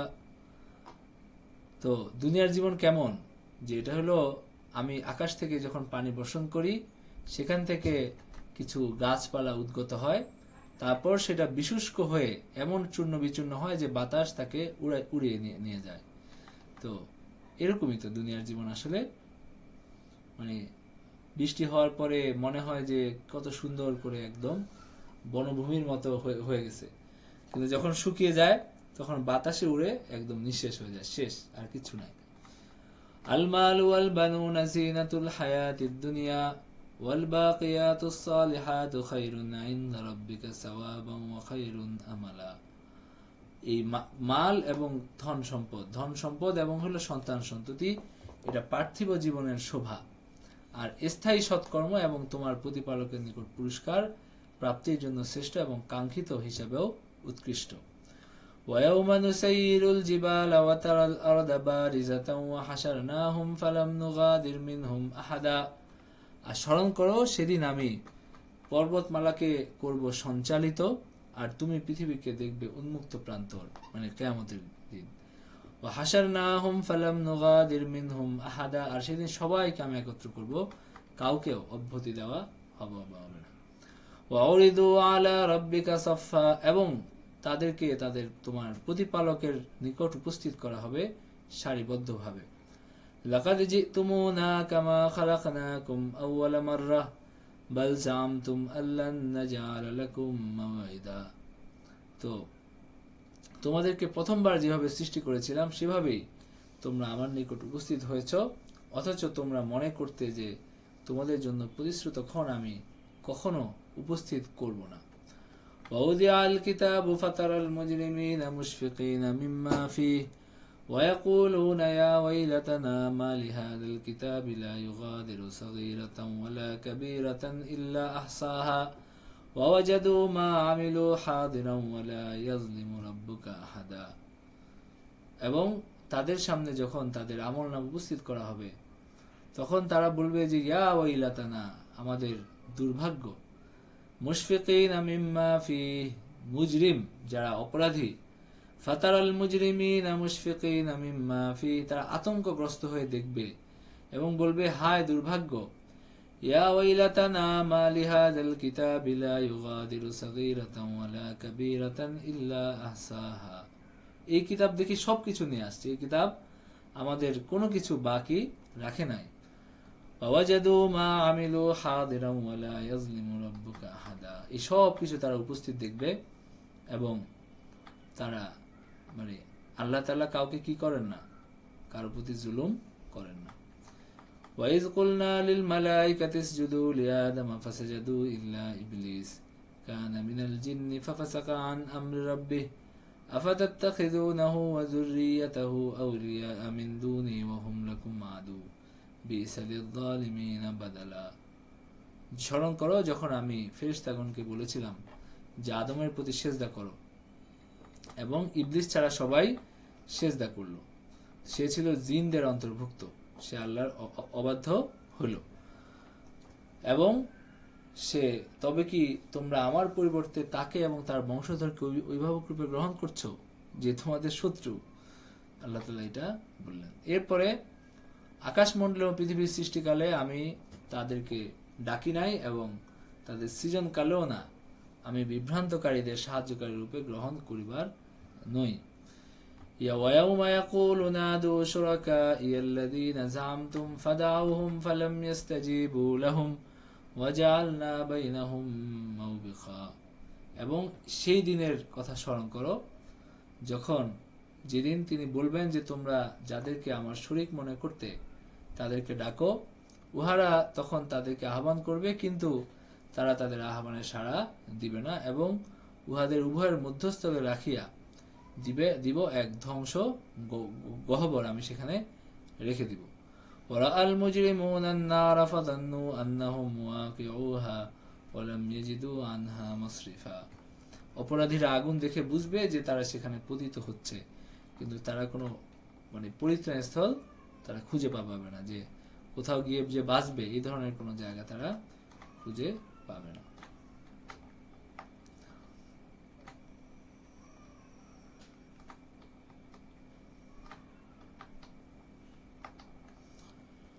আচ্ছা, এরপরে হলো পরের 8 নম্বর উপর আলোচ্য বিষয় কি? আল্লাহ কোরআনের সব ধরনের উদাহরণ দিয়েছেন যাতে মানুষ আল্লাহর ওহী বুঝতে পারে। এই বিষয়টা আসছে এখানে।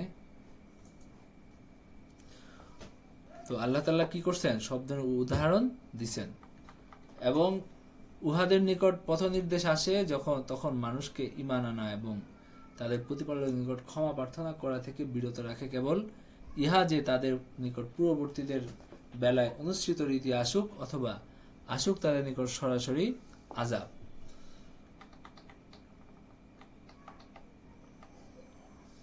মানে অবাধ্যতার জন্য তাদেরকে যে সমূলে ধ্বংস করা হয়েছিল সেই নিয়মের পুনরাবৃত্তি হোক, এই আর কি।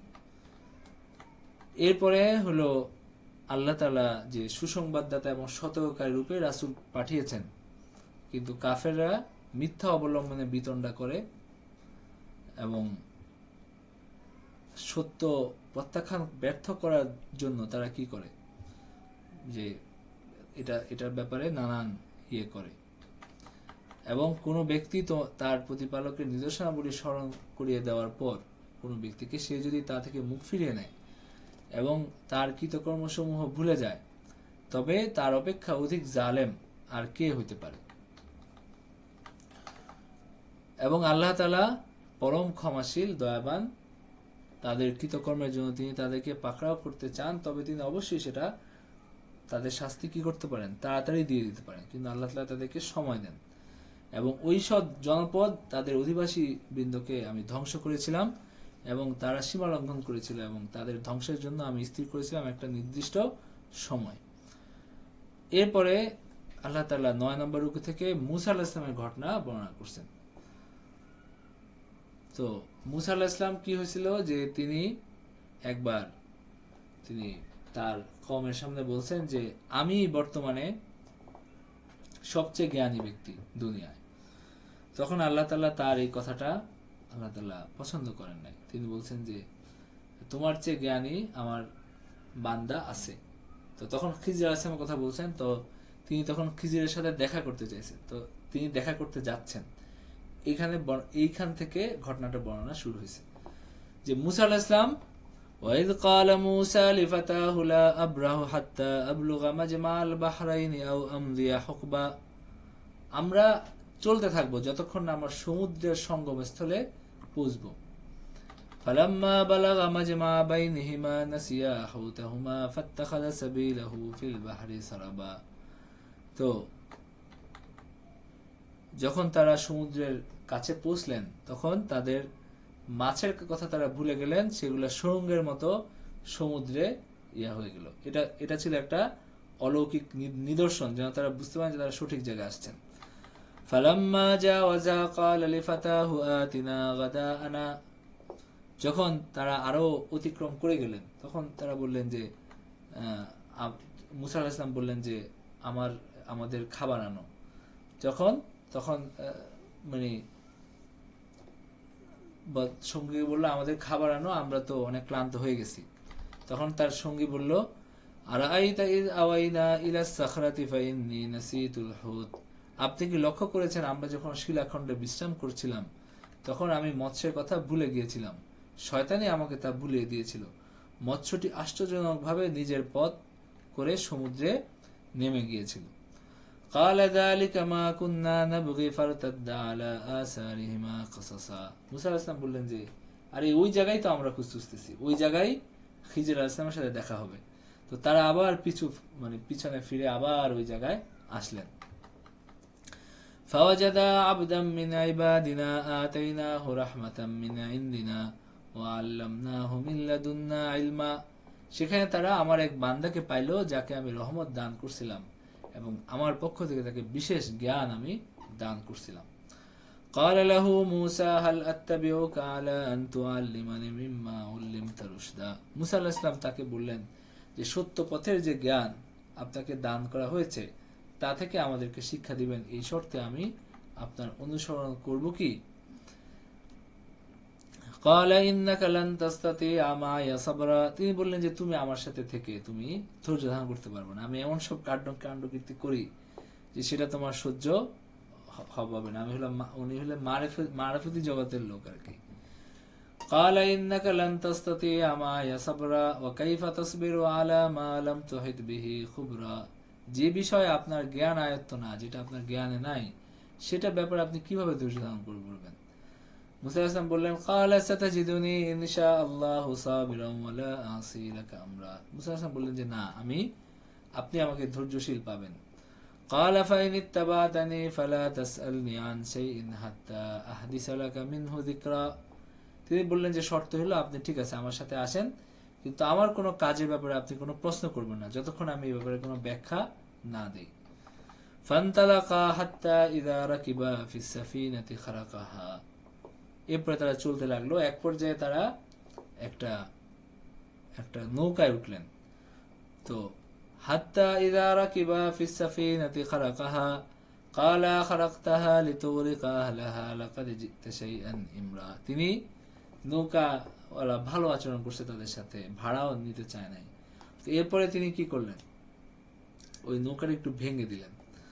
তো মুসা আলাইহিস সালাম বললেন যে আপনি এটা নৌকাটা ভেঙে দিছেন কি এই যেন তারা ডুবে মরে। তো তিনি বললেন যে আপনি তো গুরুতর অন্যায় কাজ করলেন। قال ألم أقل إنك لن تستطيع معي صبرا। খিজির আলাইহিস সালাম বললেন আমি তো বলছিলাম যে আপনি ধৈর্য ধারণ করতে পারবেন না আমার সাথে। قال لا تؤاخذني بما نسيت ولا ترهقني من أمري عسرا। তিনি বললেন যে আচ্ছা ঠিক আছে, আমার ভুলের জন্য আমাকে অপরাধী করবেন না এবং আমার ব্যাপারে আপনি এত কঠোর হবেন না, একটু ছাড় দেন। ফান্তালাকা খিজির আলাইহিস সালাম ঠিক আছে আচ্ছা ঠিক আছে, প্রথমবার ভুল হয়ে গেছে, ওকে। ফান্তালাকা হাত্তা ইযা লাকিয়া গুলামান ফাকাতালাহ। এরপরে হাঁটতে হাঁটতে আবার একটা বাচ্চার দেখা পাইছে, তারা তাকে হত্যা করে ফেলছে। খিজির আলাইহিস সালাম গিয়ে তাকে হত্যা করে ফেলছে। ক্বালা কাতালতা নাফসান যাকিয়াতান বিগাইরি নাফস। মুসা আলাইহিস সালাম এটা তো গুরুতর কাজ, মানে এটা তো একজন নবী কিভাবে সহ্য করবেন যে একটা নিষ্পাপ একটা শিশুকে এসে হত্যা করে ফেলছে। তিনি বললেন যে আপনি তো একটা মানে একটা জীবনকে আপনি নাশ করলেন কোনো হত্যার অপরাধ ছাড়া, তার কোনো অন্যায় নাই, একটা নিষ্পাপ শিশুকে আপনি কিভাবে হত্যা করতে পারেন। লাকাদ জিতা শাইআন নুকরা, আপনি তো গুরুতর অন্যায় কাজ করলেন। তো এরপরে পরের পরের প্রশ্নের উত্তর আসতেছে পরের পাড়ায়। তো আমরা এখানে শেষ করে দিতে হবে। কোনো প্রশ্ন আছে কারো? ওস্তাদ ওই যখন এই যে মুসা আলাহিসাল্লাম আর তার সঙ্গীটা বুঝতে পারলো যে ওই ঘটনা, তার মানে কি আল্লাহ আগে মুসা আলাহিসাল্লামকে ওরকম বলে দিছিলেন যে হ্যাঁ হ্যাঁ, ওইখানে এরকম ওরকম হলে তখন ওরকম বলে জানতে দেওয়া হয়েছে যে পারবে। এরকম কোনো অলৌকিক ঘটনা ঘটবে তখন তুমি বুঝতে পারবে যে এখানে তুমি তার দেখা পাবা, এরকম একটা বলে দেওয়া হয়েছিল আর কি। তো আচ্ছা। সেখানে আর ওই মাছগুলা ছিল শুটকি মাছ, তো সেটা জীবিত হয়ে আপনার হলো নদীতে হয়ে গেছে। তো এটা তারা তখন মানে ভুলে গেছেন। মুসা আলাইহিস সালাম ঘুমিয়েছিলেন, তিনিও দেখেন নাই। পরে যখন খাবারের জন্য ডাকছেন তখন খবর হয়েছে যে এটা তো এভাবে চলে গেছে, আমি তো আপনাকে বলতে হয়ে গেছে। তখন তারা আবার ওই জায়গায় ফিরে আসছে। আর কোনো প্রশ্ন আছে কারো? তো ঠিক আছে, আমরা আজকের মতো এখানে ক্লাস শেষ করে দিই। ওয়া আখিরু দাওয়ানা আলহামদুলিল্লাহি রাব্বিল আলামিন।